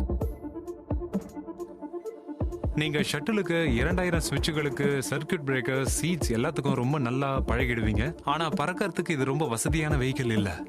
எங்களை மாதிரி 60கள்ல இருந்து இவ்வளவு வருஷமா சுவிட்சஸோட வாழ்ந்துகிட்டு இருக்கவங்களுக்கு ஒரு நவீன தொழில்நுட்பத்தை பார்க்கும்போது சுவாரஸ்யம் தான். எங்களுக்கு 2 நல்ல எல்இடிஸ் இருக்கு. நாங்க செஞ்சிருக்கிற சில பெரிய கண்டுபிடிப்புகள்னால எங்களுக்கு இந்த அற்புதமான டச் ஸ்கிரீன்ஸ் இருக்கு. அதனால நீங்க வெஹிக்கிள்ல நடக்கிற எல்லாத்தையும் பார்க்க முடியும். வெஹிக்கிளை பத்தி உங்களுக்கு வேண்டிய எல்லா டேட்டாஸையும் பெற முடியும். டச் ஸ்கிரீன்ஸ் மூலமா நீங்க வெஹிக்கிளை கட்டுப்படுத்தவும் முடியும். கிளவுஸ் டச் ஸ்கிரீனோட இணக்கமா இருக்கும். இது ரொம்ப அவசியம். ஏன்னா சில ஆபரேஷன்ஸ் நீங்க கிளவுஸ் போட்டு தான் செய்ய முடியும். Dragon capsules are updated. Dragon capsule முக்கால்வாசி தானா இயங்கும். அதனால எல்லாம் சரியா போச்சுன்னா மொத்த ஃபிளைட்டையும் அங்க தலையீடு இல்லாம அதால பறக்க முடியணும். இதுதான் வெஹிக்கிள்ஸோட வருங்காலமா இருக்கும்னு நினைக்கிறேன். அதாவது அதை இப்ப நாம கார்ல பாக்குறோம், ஏர்பிளேன்ஸ்ல பாக்குறோம். அதனால லாஜிக்கலா பார்த்தா இதுதான் அடுத்தது. செப்பரேஷனுக்கு தயாராக நீங்க டிராகன் லாஞ்சிடியூட மானிட்டர் பண்ணிக்கிட்டே இருக்கணும். ஆட்டோமேஷனை பத்தி சிந்திக்கும் போது அது ஒரு சிக்கலான அடுக்கு மற்றும் சாஃப்ட்வேர். அதை நாம உறுதிப்படுத்திக்கணும். அப்பதான் அன்னைக்கு நாள் நல்லா இருந்தா க்ரூவோட வேலை அதிகமா இருக்கவே இருக்காது. ஒரு மோசமான நாள்ல அவங்க சரியா எப்போ எப்படி வெஹிக்கிளுக்கு ரெஸ்பாண்ட் பண்ணணுங்கிறது, வெஹிக்கிளோட பிஹேவியர் என்னங்கிறது தெரிஞ்சுக்கணும். Dragon space X communication chip. Dragon, we have got you loud and clear. இந்த மிஷனோட ஒவ்வொரு ஃபேஸும் சிமுலேட் ஆயிருக்கணும். அதனால எங்களுக்கு லான்ச் சிம்ஸ் இருக்கு, ஸ்டேஷன் அப்ரோச் இருக்கு, என்ட்ரி, டிசன்ட், லேண்டிங் இருக்கு. ஒவ்வொரு ஃபேஸுக்கும் அதுக்குன்னு தனிப்பட்ட வகையில ஃபெயிலியர்ஸும் இருக்கு. அதுக்கு வெவ்வேறு விதமான ரெஸ்பான்ஸும் தேவைப்படும். டிராகன், நாம இப்போ செனாரியோக்குள்ள போக போறோம். இறுதியா அதால தானாவே பறக்க முடிஞ்சாலும் நடக்கிறது என்னங்கறத புரிஞ்சுக்க நாங்க உறுதிப்படுத்திக்க விரும்புறோம். அப்பதான் எந்த கட்டத்திலையும் அவங்களோட பாதுகாப்புக்காகவும் நிலைமையை கட்டுப்பாட்டுக்குள்ள கொண்டு வர முடியும். எல்லா விஷயமும் எப்படி நடக்கணுமோ அந்த மாதிரி ஆட்டோமேஷன்ல நடக்கலன்னு நாங்க நினைச்சா அப்ப நாங்க மேனுவலா குறுக்கிடுவோம். Dragon space flight computer. நாம அதை இழந்த மாதிரி இருக்கு. இன்னைக்கு விண்வெளி வீரர்கள் ஃபிளைட் கம்ப்யூட்டர்ஸ் ஃபெயில் ஆகக்கூடிய சூழலுக்கான பயிற்சி எடுத்துக்கிறாங்க. டிராகன் க்ரூ கேப்சூல் முழுக்க தானியங்கிங்கிறதுனால அது கிட்டத்தட்ட எல்லாத்துக்குமே கம்ப்யூட்டர்ஸ் சார்ந்து இருக்கு. கம்ப்யூட்டர்ஸ் இயங்கலனா விண்வெளி வீரர்களுக்கு ரொம்ப ஆபத்தானதா போயிடும். உங்க ஃபிளைட் கம்ப்யூட்டர் ப்ராசஸ்ல ஒன்னு வெஹிக்கிளை கட்டுப்படுத்தலைன்னு தெரியுது. பயிற்சியில நாங்க என்ன செய்வோம்னா டிராகனை பிரேக் பண்ணுவோம். டிராகன் ஸ்பேஸ் எக்ஸ் உடனடியாக ஃபிளைட் கம்ப்யூட்டரை ரீபூட் செய்யவும். ஃபிளைட் கம்ப்யூட்டர் எங்கலனா அதை எப்படி ரீபூட் செய்யணும்னு அவங்களுக்கு சொல்லி தருவோம். ஓகே, நாங்க ஃபிளைட் கம்ப்யூட்டர் ரீபூட்டை இனிஷியேட் பண்ணியிருக்கோம். நாங்க அதை கிரவுண்ட்ல பாக்குறோம். சிமுலேஷன்ஸ் அப்போ நீங்க நிறைய பிரச்சனைகளை, கோளாறுகளை பாப்பீங்க. சாராவும் எங்களோட வேற சில சிமுலேஷன் சூப்பர்வைசர்ஸும் அந்த வாய்ப்புகளை மகிழ்ச்சியா ஏத்துப்பாங்க. குறுக்கிடப்பட்டிருக்கு. அதற்கான மூல காரணத்தை நாங்க கிரவுண்ட்ல ஆராயிரோம். Dragon copy. இது ஒரு க்ரூவா பாபுக்கும் எனக்கும் மட்டும் இல்லாம கிரவுண்ட்ல இருக்கிற இந்த டீமுக்கும் நல்லது. இது பலவிதமான எதிர்பாராத பிரச்சனைகளை கொடுக்குது. ஃபிளைட் கம்ப்யூட்டர் டிரான்சிஷன் முடிந்து விட்டது. எங்க எல்லா டிஸ்பிளேஸ் பேக்கப்பையும் காட்டுறோம். அது ஒரு சுபமான வார்த்தை. பாருங்க. விக்டரி. நாசா ஸ்பேஸ் எக்ஸோட க்ரூ டிராகன் கேப்சூலோட டிசைன் அதோட முன்னோடியான ஸ்பேஸ் ஷட்டிலை விட பல மடங்கு அதிக பாதுகாப்பு அம்சங்களோட இருக்கணும்னு கேட்டிருக்கு. டிராகனோட ஒவ்வொரு அம்சமும் சப்சிஸ்டம் லெவல்ல ஒரு மொத்த வெஹிக்கிளா சோதிக்கப்பட்டிருக்கு. நடந்துட்டு இருக்கிற எக்கச்சக்கமான டெஸ்டுகளை பத்தி நீங்க கேள்விப்பட்டீங்கன்னா நிச்சயமா கண்டிப்பா ஆச்சரியப்படுவீங்க. ஸ்பேஸ் எக்ஸ் தங்களுடைய சிஸ்டம்ல உருவாக்கி இருக்கிற அத்தனை பாதுகாப்பு அம்சங்களுக்கு பிறகு நாசா புரட்சிகரமான ஒரு புது பாதுகாப்பு அம்சமான லான்ச் எஸ்கேப் சிஸ்டமை சேர்க்க சொல்லியிருக்காங்க. பேட்ல ஒரு எமர்ஜென்சி ஏற்பட்டுச்சுன்னா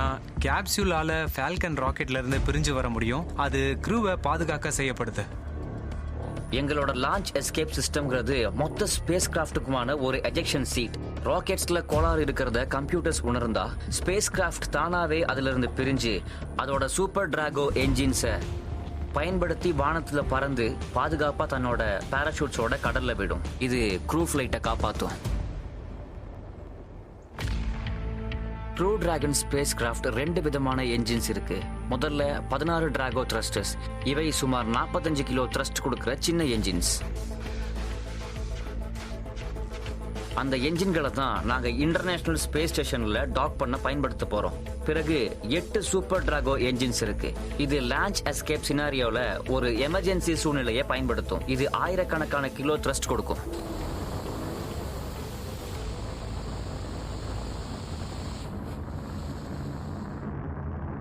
க்ரூ டிராகன் இது 3D பிரிண்டிங்ல சில காம்போனன்ட்ஸ்களை உருவாக்குது. ஒரு 3D பிரிண்டர் மெட்டல் பவுடரை அடுக்குகளா பரப்பி ஒவ்வொரு அடுக்க பரப்பும் போதும் ஒரு குறிப்பிட்ட பகுதியை உருக்கி அடுக்கடுக்கா கட்டி உங்களுக்கு தேவையான வடிவத்தை உருவாக்குது. அதனால இது ஃப்ளூயிட் பேசேஜஸ் தேவைப்படுற என்ஜின்ஸை பிரிண்ட் பண்ண இது ரொம்பவே பயன்படும். அது ரொம்ப சுவாரஸ்யமான ஆர்கானிக் ஷேப்ல இருக்கணும். ஏன்னா அதை அடுக்கடுக்கா நீங்க உருக்குறதால நீங்க ஹலோ பார்ட்ஸை பண்ணலாம். மற்ற எந்த முறையிலையும் செய்ய முடியாத அளவு சுவாரஸ்யமான வடிவங்களை உருவாக்கலாம்.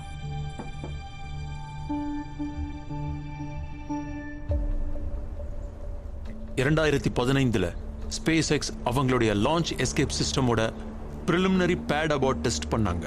எங்களோட பேட் அபார்ட் டெஸ்ட் ஒரு எமர்ஜென்சி சூழல எங்க ஸ்பேஸ் கிராஃப்ட் டிசைனால லான்ச் பேடை பாதுகாக்க தண்ணியில இறக்க முடியுங்கிறத உறுதிப்படுத்திக்க நடத்தப்பட்டது. 3, 2, 1, launch.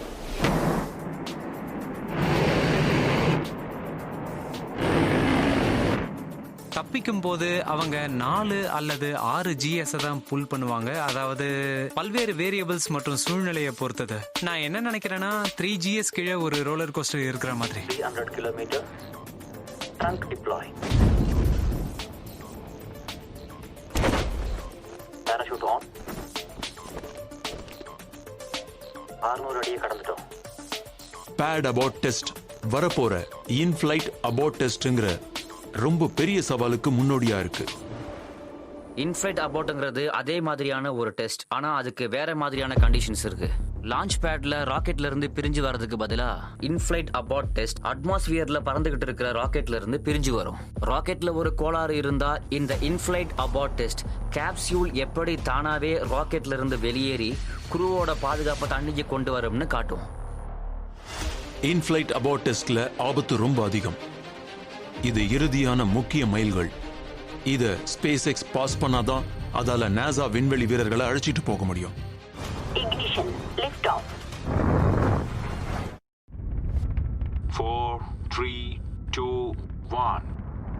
Lift off. Lift off of the 25th Space Shuttle mission. It has cleared the tower. ஒரு குழந்தையா என்னோட நினைவுகள்ல முக்கியமானது என்னோட 5th கிரேட்ல நடந்தது. ஸ்பேஸ் ஷட்டில் சேலஞ்சர் வெடிச்சிருச்சு. மொத்த குருவும் அழிஞ்சு போனதுக்கு காரணம் அதுல எந்த லான்ச் அபோர்ட் சிஸ்டமும் இல்ல. இதனால இந்த ப்ரோக்ராம் வருஷக்கணக்கா செயல்படல. ஒரு மோசமான ஃபெயிலியர் ஏற்பட்டா எங்க குரூவை பாதுகாக்க எங்க கிட்ட ஒரு லான்ச் அபோர்ட் சிஸ்டம் எப்பயுமே இருந்தே ஆகணும்.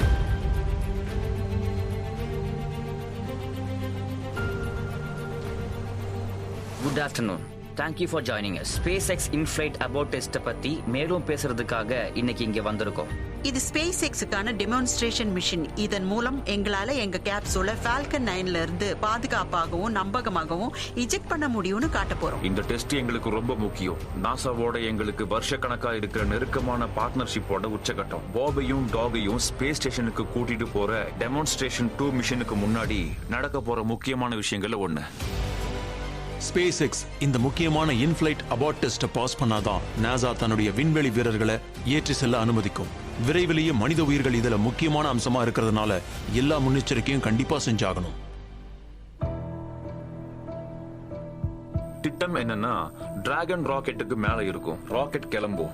லான்ச் ஆன சுமார் 84 நொடிகள்ல நாங்க லான்ச் எஸ்கேப் சிஸ்டம் ட்ரிகர் பண்ணுவோம். அப்ப டிராகன் கேப்சியூல பாதுகாக்க ஃபால்கன் கிட்ட இருந்து விலக்கிடும். டிராகன் விலகி வரும்போது சுமார் 2.3 மேக் வரைக்கும் போகும். அப்புறம் 40 கிலோமீட்டர் உயரத்துல அது ஒரு உச்சத்தை அடையும். அது தன்னோட ட்ரங்க் துறக்கும். டிராகோ என்ஜின்ஸோட தன்னை ரீஆரியன்ட் பண்ணிக்கிட்டு கீழ் நோக்கி வரும். லான்ச் நடந்த சுமார் 5 நிமிஷத்துல பாராசூட்ஸ் டிப்ளாய் ஆகி லான்ச் நடந்து 10 நிமிஷத்துல ஸ்பிளாஷ் டவுன் ஆகும்னு எதிர்பார்க்கிறோம். நான் குறிப்பிட நினைக்கிற விஷயம் என்னன்னா, இது ஒரு வகையில எக்ஸைட்டிங் ஆகவும் இருக்கும். ஃபால்கன் 3 முறை இதுக்கு முன்னாடி பறந்திருக்கு. இப்போ கமர்ஷியல் குரூப் ப்ரோக்ராமுக்காக மறுபடி பறக்க போகுது. எங்க பின்னாடி இருக்கிற பூஸ்டர் அல்லது எங்க பின்னாடி இருக்கிற ஃபால்கன் 9 எங்களோட இன்ஃபிளைட் அபார்ட் நடத்தும். அதனால இதோட சேர்த்தா இது 4வது ஃபிளைட். எனக்கு தெரிஞ்ச வரைக்கும் இன்ஃபிளைட் அபார்ட் டெஸ்ட் முதல் முறையா நடக்க போற முழு அளவு launch escape system safety test. கடந்த காலத்துல மத்த க்ரூ ப்ரோக்ராம்ல அவங்க சப் ஸ்கேல் டெஸ்டிங் செஞ்சிருக்காங்க. இதுதான் முதல் முறையா ஒருத்தர் அவங்க வடிவமைக்கிற சிஸ்டம் க்ரூவை பாதுகாக்கிறதையும் எதிர்பார்த்த மாதிரி வேலை செய்யறதையும் உறுதிப்படுத்திக்க ஒரு ராக்கெட்டை எடுத்து அதை வேணும்னே தூர போட்டிருக்காங்கன்னு நினைக்கிறேன். இன்ஃபிளைட் அபார்ட் டெஸ்டுடைய செலவுல ஒரு பெரிய பங்கு பல லட்சம் மதிப்புள்ள ராக்கெட்டை வேணும்னே முழுமையா அழிக்க போற இந்த டெஸ்டுக்கு ஆகிற செலவு தான். Hi, Chris Davenport from Washington Post. கேள்வி என்னன்னா, உங்க பூஸ்டரோட விதியை பத்தி. இது விழலாம், தனியா வரலாம்னு சொன்னீங்க. நீங்க நெருப்பையும் குறிப்பிட்டீங்க. அதாவது இது நிஜமாவே வெடிக்குமா? மக்கள் இத பீச்ல இருந்து பாத்துக்கிட்டு இருந்தாங்கன்னா அவங்க இதுக்கு தயாரா இருக்கணுமா? நிச்சயமா, கண்டிப்பா தான் கிறிஸ். ஆமா, 2 ஸ்டேஜஸ்லயுமே ஃபியூவல் லோட் ஆகி இருக்கு. ஏதாவது எரியிற நிகழ்வு நடக்கலாம்னு எதிர்பார்க்கிறோம். ஃபயர் பால் மாதிரி ஏதாவது. அதை நான் எக்ஸ்ப்ளோஷன் சொல்லுவேனா, நீங்க அதை கிரவுண்ட்ல இருந்து பார்க்க முடியுமா? ரெண்டும் எனக்கு தெரியாது. நடக்கிறது என்னங்கறத பார்த்தே ஆகணும். ஆனா எனக்கு எந்த ஆச்சரியமும் இருக்காது. நாங்க பார்த்த வரைக்கும் எந்த மோசமான விளைவும் இருக்காது. அபார்ட் என்ஜின்ஸ் எரியாம இருக்கணும்னு நீங்க விரும்பினாலும் அப்படி நடக்கிறத நீங்க சுத்தமா விரும்பவே மாட்டீங்க. ஏன்னா அப்படின்னா ஏதோ ரொம்ப ரொம்ப மோசமா நடந்திருக்குன்னு அர்த்தம். நீங்க ஒரு எமர்ஜென்சி சிச்சுவேஷன்ல இருக்கீங்க, ஆனா அது நடக்கலாம். சமீபத்துல நாசா ஆஸ்ட்ரோநாட் நிக் ஹேக் பயணிச்ச ஒரு ரஷ்யன் சோயஸ் ராக்கெட்ல ஏதோ கோளாறு ஏற்பட்டுச்சு. சோயஸ் ஸ்பேஸ் கிராஃப்டோட எமர்ஜென்சி அபார்ட் சிஸ்டம் எரிஞ்சு அவங்கள பாதுகாப்பா கூட்டிட்டு வந்துடுச்சு. எப்படி இருந்தாலும் அது ஒரு கஷ்டமான பயணம். அவங்க 7 GSO இல்ல அவங்க உடம்போட கிராவிட்டி ஃபோர்ஸோட 7 மடங்கோ ஏதோ புல் பண்ணாங்க. அது ஒரு மகிழ்ச்சிகரமான அனுபவம் கிடையாது. ஆனா அவங்க உயிரோட இருந்தாங்க, பாதுகாப்பா தரையிறங்கினாங்க. அபார்ட் சிஸ்டம் தான் அவங்களோட உயிரை காப்பாத்துச்சு. நீங்க டவுகாவோ பாபாவோ இருந்தீங்கன்னா இன்ஃபிளைட் அபார்ட் டெஸ்ட் ரொம்ப முக்கியம். ஏன்னா அவங்க பயணம் செய்ய போற ஸ்பேஸ் கிராஃப்ட் பாதுகாப்பானதுன்னு அவங்களுக்கு உறுதிப்படுத்துது. முக்கிய நாசா மற்றும் ஸ்பேஸ் எக்ஸ் அதிகாரிகள் கெனடி ஸ்பேஸ் சென்டர்ல இருக்கிற லான்ச் கண்ட்ரோல்னு அழைக்கப்படுற ஃபயரிங் ரூம் 4ல இருக்காங்க. இன்னையோட முக்கியமான இன்ஃபிளைட் அபார்ட் டெஸ்ட்டை அவங்க மேற்பார்வையிடுவாங்க. இந்த டெஸ்ட் தோல்வியில முடிஞ்சா க்ரூ டிராகன் ப்ரோக்ராமுக்கு ஒரு பெரிய பின்னடைவு ஏற்படும்.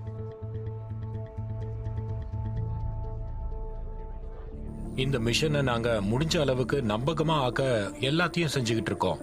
எந்த விஷயத்தையும் நாங்க விட்டு வைக்கல.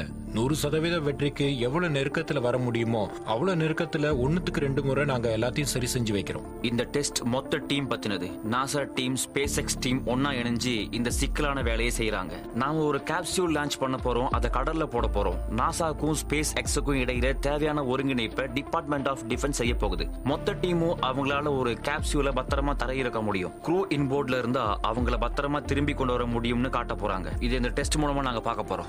வானிலை சரியாக இருக்கிறது. லான்ச்கான ரேஞ்சும் கிரீனாக மாறியுள்ளது. Dragon is in countdown. Capsule is armed. Go for launch. 10, 9, 8. எந்த காரணத்தினாலேயோ இந்த டெஸ்ட் வெற்றி அடையல அப்படின்னா ஸ்பேஸ் எக்ஸ் மற்றும் நாசாவை சேர்ந்த மொத்த டீமும் இதை ஆராய்ஞ்சு இது ஏன் வெற்றி அடையல அப்படிங்கறத கண்டுபிடிக்கணும். இது கடைசி படிக்கு நெருக்கமானது. இது எல்லாமே டிராகன்ல க்ரூவை அனுப்ப ஏற்பாடு பண்றதுக்கான ஒரு பகுதி. 7, 6. ஒரு லான்ச் அபோட் டெஸ்ட்டை பார்க்கும்போது ஒரு ஸ்பேஸ் ஃபிளைட்டுக்கு நீங்க கற்பனை பண்ணி பார்க்க முடியாத அளவுக்கு ரொம்ப அழுத்தமான மற்றும் டைனமிக் சினாரியோல முழு சோதனைக்கு இந்த வெஹிக்கிளை தயாராக்க எல்லாம் செய்யப்பட்டிருக்கான்னு யோசிப்பீங்க. 5, 4, 3, 2, 1.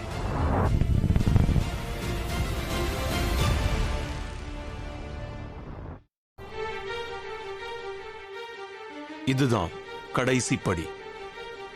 எல்லாமே இன்னைக்கான இன்ஃபிளைட் அபார்ட் டெஸ்டுக்காக தயாரா இருக்கு. இந்த சோதனை தோல்வியில முடிஞ்சா நாசா தன்னுடைய விண்வெளி வீரர்களுடைய உயிரை பணயம் வைக்க மாட்டாங்க. மொத்த ப்ராஜெக்டும் ஒரு முடிவுக்கு வந்துடும்.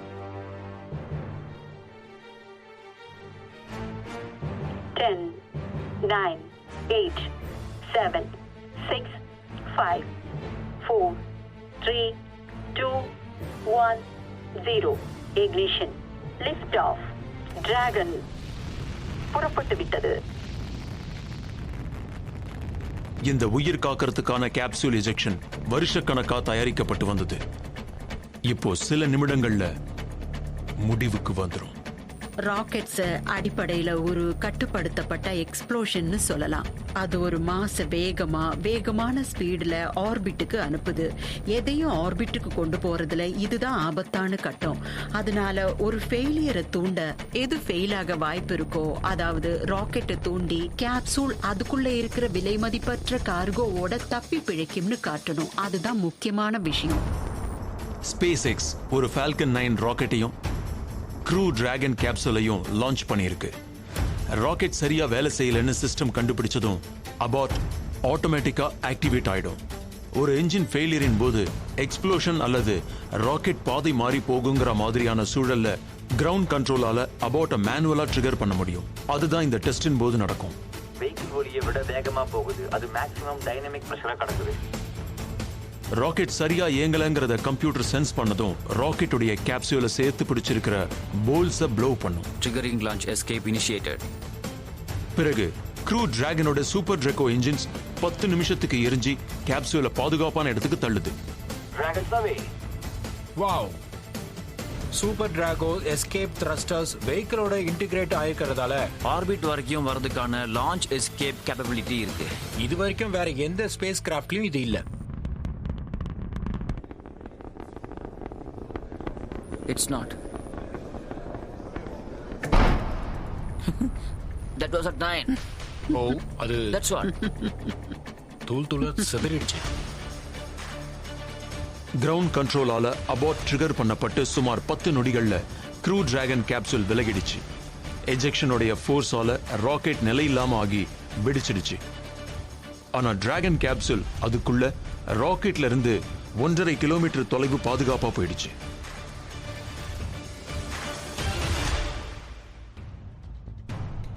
டிராகன் பாதுகாப்பா விலகினத்துக்கு பிறகு அன்பிரஷரைஸ்டு கார்கோவை சுமந்துகிட்டு இருந்த ட்ரங்க் எஜெக்ட் ஆகி கடல்ல விழும். இப்போ கேப்சூல் கீழே இறங்குறதுக்காக தன்னை ரீஓரியன்ட் பண்ணிக்கும். ஆனா இந்த மிஷன் இன்னும் முடியல. கேப்சூல் அதிக வேகமான மேட்ச் 2-ஐ ஏற்ற இந்த கடைசி கட்டம் தான் விண்வெளி வீரர்களுடைய பாதுகாப்புக்கு முக்கியம். Drugs are out. கேப்சூல் சரியான உயரத்தை அடையும் போது எங்களோட பாராசூட்ஸ் ட்ரிகர் ஆகி வெளியே வரும். அதனால ஹை ஆல்டிடியூட்ல அது டிராக் பாராசூட்ஸை வெளியே அனுப்பும். Altitude drops. பிறகு அது லோவர் ஆல்டிடியூட அடையும் போது மெயின் பாராசூட்ஸ் வெளியே வரும். நைஸ். யா. முழுவதுமாக திறந்து விட்டது. இனி ஸ்பிளாஷ் டவுனுக்கு சுமார் 1 நிமிஷம் மட்டும்தான் இருக்கு. ஆல்ரைட், இதோ அவர் கீழே வராரு. இது நல்லா இருக்கு. அவங்க நல்லா இருக்காங்க.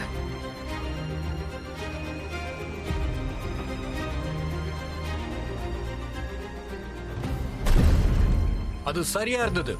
யா.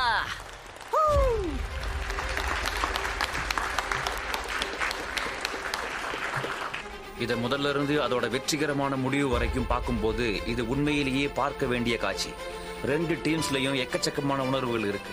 நாங்க ரொம்ப மகிழ்ச்சியா இருக்கோம். இந்த நீண்ட பாதையில இன்னும் ஒரு ஸ்டெப் போனா மக்களை மத்த கிரகங்களுக்கு கூட்டிட்டு போக ஒரு மாஸ் டிரான்சிட் சிஸ்டம் உருவாக்கலாம். சரியா போதா? எல்லாமே நல்லா இருக்கு. இந்த வெஹிக்கிள்ல பயணிக்க போற ஒரு க்ரூ மெம்பரை டிராகன்ல உங்களை காப்பாத்த ஒரு சிஸ்டம் இருக்குன்றது ரொம்ப மகிழ்ச்சியான விஷயம். தொழில்நுட்பம் தன்னால முன்னேறாதுன்னு சில நேரத்துல மக்கள் மறந்துடுறாங்கன்னு நான் நினைக்கிறேன். அந்த தொழில்நுட்பத்துல நிறைய மக்கள் கடுமையா வேலை செஞ்சாதான் அது முன்னேறும். நம்ம நவீன கண்டுபிடிப்புகளை முன்னேற்றினாதான் உயிர்கள் பல கிரகங்கள்ல வாழ முடியும். உயிரோட வருங்காலத்தை காப்பாத்தணும்னா நாம தொழில்நுட்பத்தை முன்னேற்றி ஆகணும். அப்பதான் நம்ம மனிதனோட வருங்காலம் நல்லபடியா அமையும். நாம எக்ஸ்ப்ளோரர்ஸ் நிறைஞ்ச நாடு. நாம முன்னுதாரணமா இருக்கிற நாடு. இது அமெரிக்கன் அஸ்ட்ரோனட்ஸ், அமெரிக்கன் ராக்கெட்ஸ்ல அமெரிக்க மண்ணில இருந்து ஸ்பேஸுக்கு போகிறத குறிக்குது. நாம மறுபடியும் தலைமை தாங்க இது ஒரு அற்புதமான வாய்ப்பு. இந்த முறை நாம வழிநடத்தும் போது நாம இதுவரைக்கும் பண்ணாத வகையில இப்ப செய்ய போறோம். நாம தொடர்ந்து புதுமைகளை கொண்டு வரதை உறுதிப்படுத்தணும். தொழில்நுட்பத்தோட தொடர்ந்து முன்னேறி போகும்போது இதை வணிகமயப்படுத்துறதையும் நாம கண்டிப்பா உறுதிப்படுத்திக்கணும். இன்னைக்கு ஒரு கமர்ஷியல் க்ரூ ப்ரொவைடர்ஸோட லான்ச் அபோர்ட் டெஸ்ட்டை பார்த்தோம். ஸ்பேஸை கமர்ஷியலைஸ் பண்றது அடுத்து ஒரு பெரிய முன்னேற்றம். அதை நாம செய்யும் போது நம்ம க்ரூ பாதுகாப்பா இருக்கிறத நம்ம முற்றிலும் உறுதிப்படுத்திக்கணும். இன்னைக்கு நடந்த இன்ஃபிளைட் அபோர்ட் டெஸ்ட் யுஎஸ் மண்ணிலிருந்து விண்வெளி வீரர்களை மறுபடியும் விண்வெளிக்கு அனுப்புறதுக்கான களத்தை உருவாக்கி இருக்கு. டெமோ 2ன்னு அழைக்கப்படுற மிஷன்ல மேலும் முதல் முறையா அவங்க ஒரு பிரைவேட் ஸ்பேஸ் கிராஃப்ட்ல பறக்க போறாங்க. இந்த சவாலான நேரத்துல 2011க்கு அப்புறம் அமெரிக்க மண்ணில இருந்து இன்டர்நேஷனல் ஸ்பேஸ் ஸ்டேஷனுக்கு நாம செய்யாத லான்ச்சை இன்னைக்கு நாம பண்ணும்போது மக்களுக்கு பெருசா கனவு காண்ற வாய்ப்பும் நிமிர்ந்து தங்களால அற்புதமான சாதனைகளை செய்ய முடியும்னு தெரியுது. இது மக்களுக்கு உறுதியான நம்பிக்கையை ஊட்டுது. யுனைடெட் ஸ்டேட்ஸ் ஆஃப் அமெரிக்கால மட்டும் இல்ல, இது ஒட்டுமொத்த உலகத்துக்கும். நான் பொதுவா பதட்டப்படுற ஆள் கிடையாது. ஆனா இந்த மிஷினை பத்தி நினைக்கும் போது நான் அதை நினைச்சு பதட்டம் ஆயிடுவேன். டெமோ 2வை லான்ச் பண்ற நாள் தான் அந்த நொடி தான் இந்த நிறுவனத்துக்கானது. இந்த நிறுவனத்தை தொடங்கி 2002ல இருந்து நாங்க செஞ்ச எல்லாத்துக்கும் இது உச்சமானது. இந்த தருணத்தை எந்த விதத்திலையும் தவற விட நாங்க விரும்பல. மக்களை திரும்ப ஆர்பிட்டுக்கு கொண்டு வரது ரொம்ப முக்கியமான ஸ்டெப். நாக் ஆன் வுட், நாம் வெற்றி, இதெல்லாம் ரொம்ப பெருசுதான் நினைக்கிறேன். ஆனா இது 100% கிடையாது. வெற்றிக்கான வாய்ப்பை நாங்க எங்கேயும் தவற விட்டுறக்கூடாது. அதனால எங்களால முடிஞ்ச அளவுக்கு நாங்க யோசிச்சு எல்லாத்தையும் செய்யறோம். பாபும் டக்கும் குவாரண்டைனை விட்டு வெளியே வந்து கேப் கெனவெரல் கெனடி ஸ்பேஸ் சென்டர்ல இருக்கிற ஐகானிக் பேட் 39Aக்கு டெஸ்ட்லெஸ்ல வர போறாங்க. இந்த மிஷினை நினைச்சு சந்தோஷப்படுறோம். இது எல்லாரோடையும் பகிர்ந்துக்கணுங்கிறது எங்க லட்சியங்கள்ல ஒண்ணு. எங்களை இந்த இடத்துக்கு கொண்டு வர நாசா மற்றும் ஸ்பேஸ் எக்ஸை சேர்ந்த பல மனிதர்களும் எடுத்த கடும் முயற்சியோட அளவை மக்கள் உணர்வாங்கன்னு நம்புறேன். எனக்கு அந்த நம்பிக்கை இருக்கு. பாபும் டக்கும் க்ரூ ஆக்சஸ் ஆம் வழியா டிராகன் கேப்சூலுக்கு போகும்போது யுஎஸ் மண்ணில இருந்து விண்வெளிக்கு அமெரிக்காவை திருப்பி அனுப்புனதுக்காக சரித்திர புத்தகங்களையும் இடம் பிடிக்க போவாங்க. இது நாசாவுக்கும் ஸ்பேஸ் எக்ஸுக்கும் வியக்க வைக்கிற சாதனையா இருக்கும். விண்வெளி பயணத்துடைய 2வது பொற்காலத்தை அதிகாரப்பூர்வமா லான்ச் செய்யுது. இது நீண்ட பயணத்துடைய முதல் அடிதான். இது நம்மள திரும்பவும் நிலவுக்கு கொண்டு போகும், பிறகு மார்ஸுக்கு, பிறகு அதுக்கும் மேல.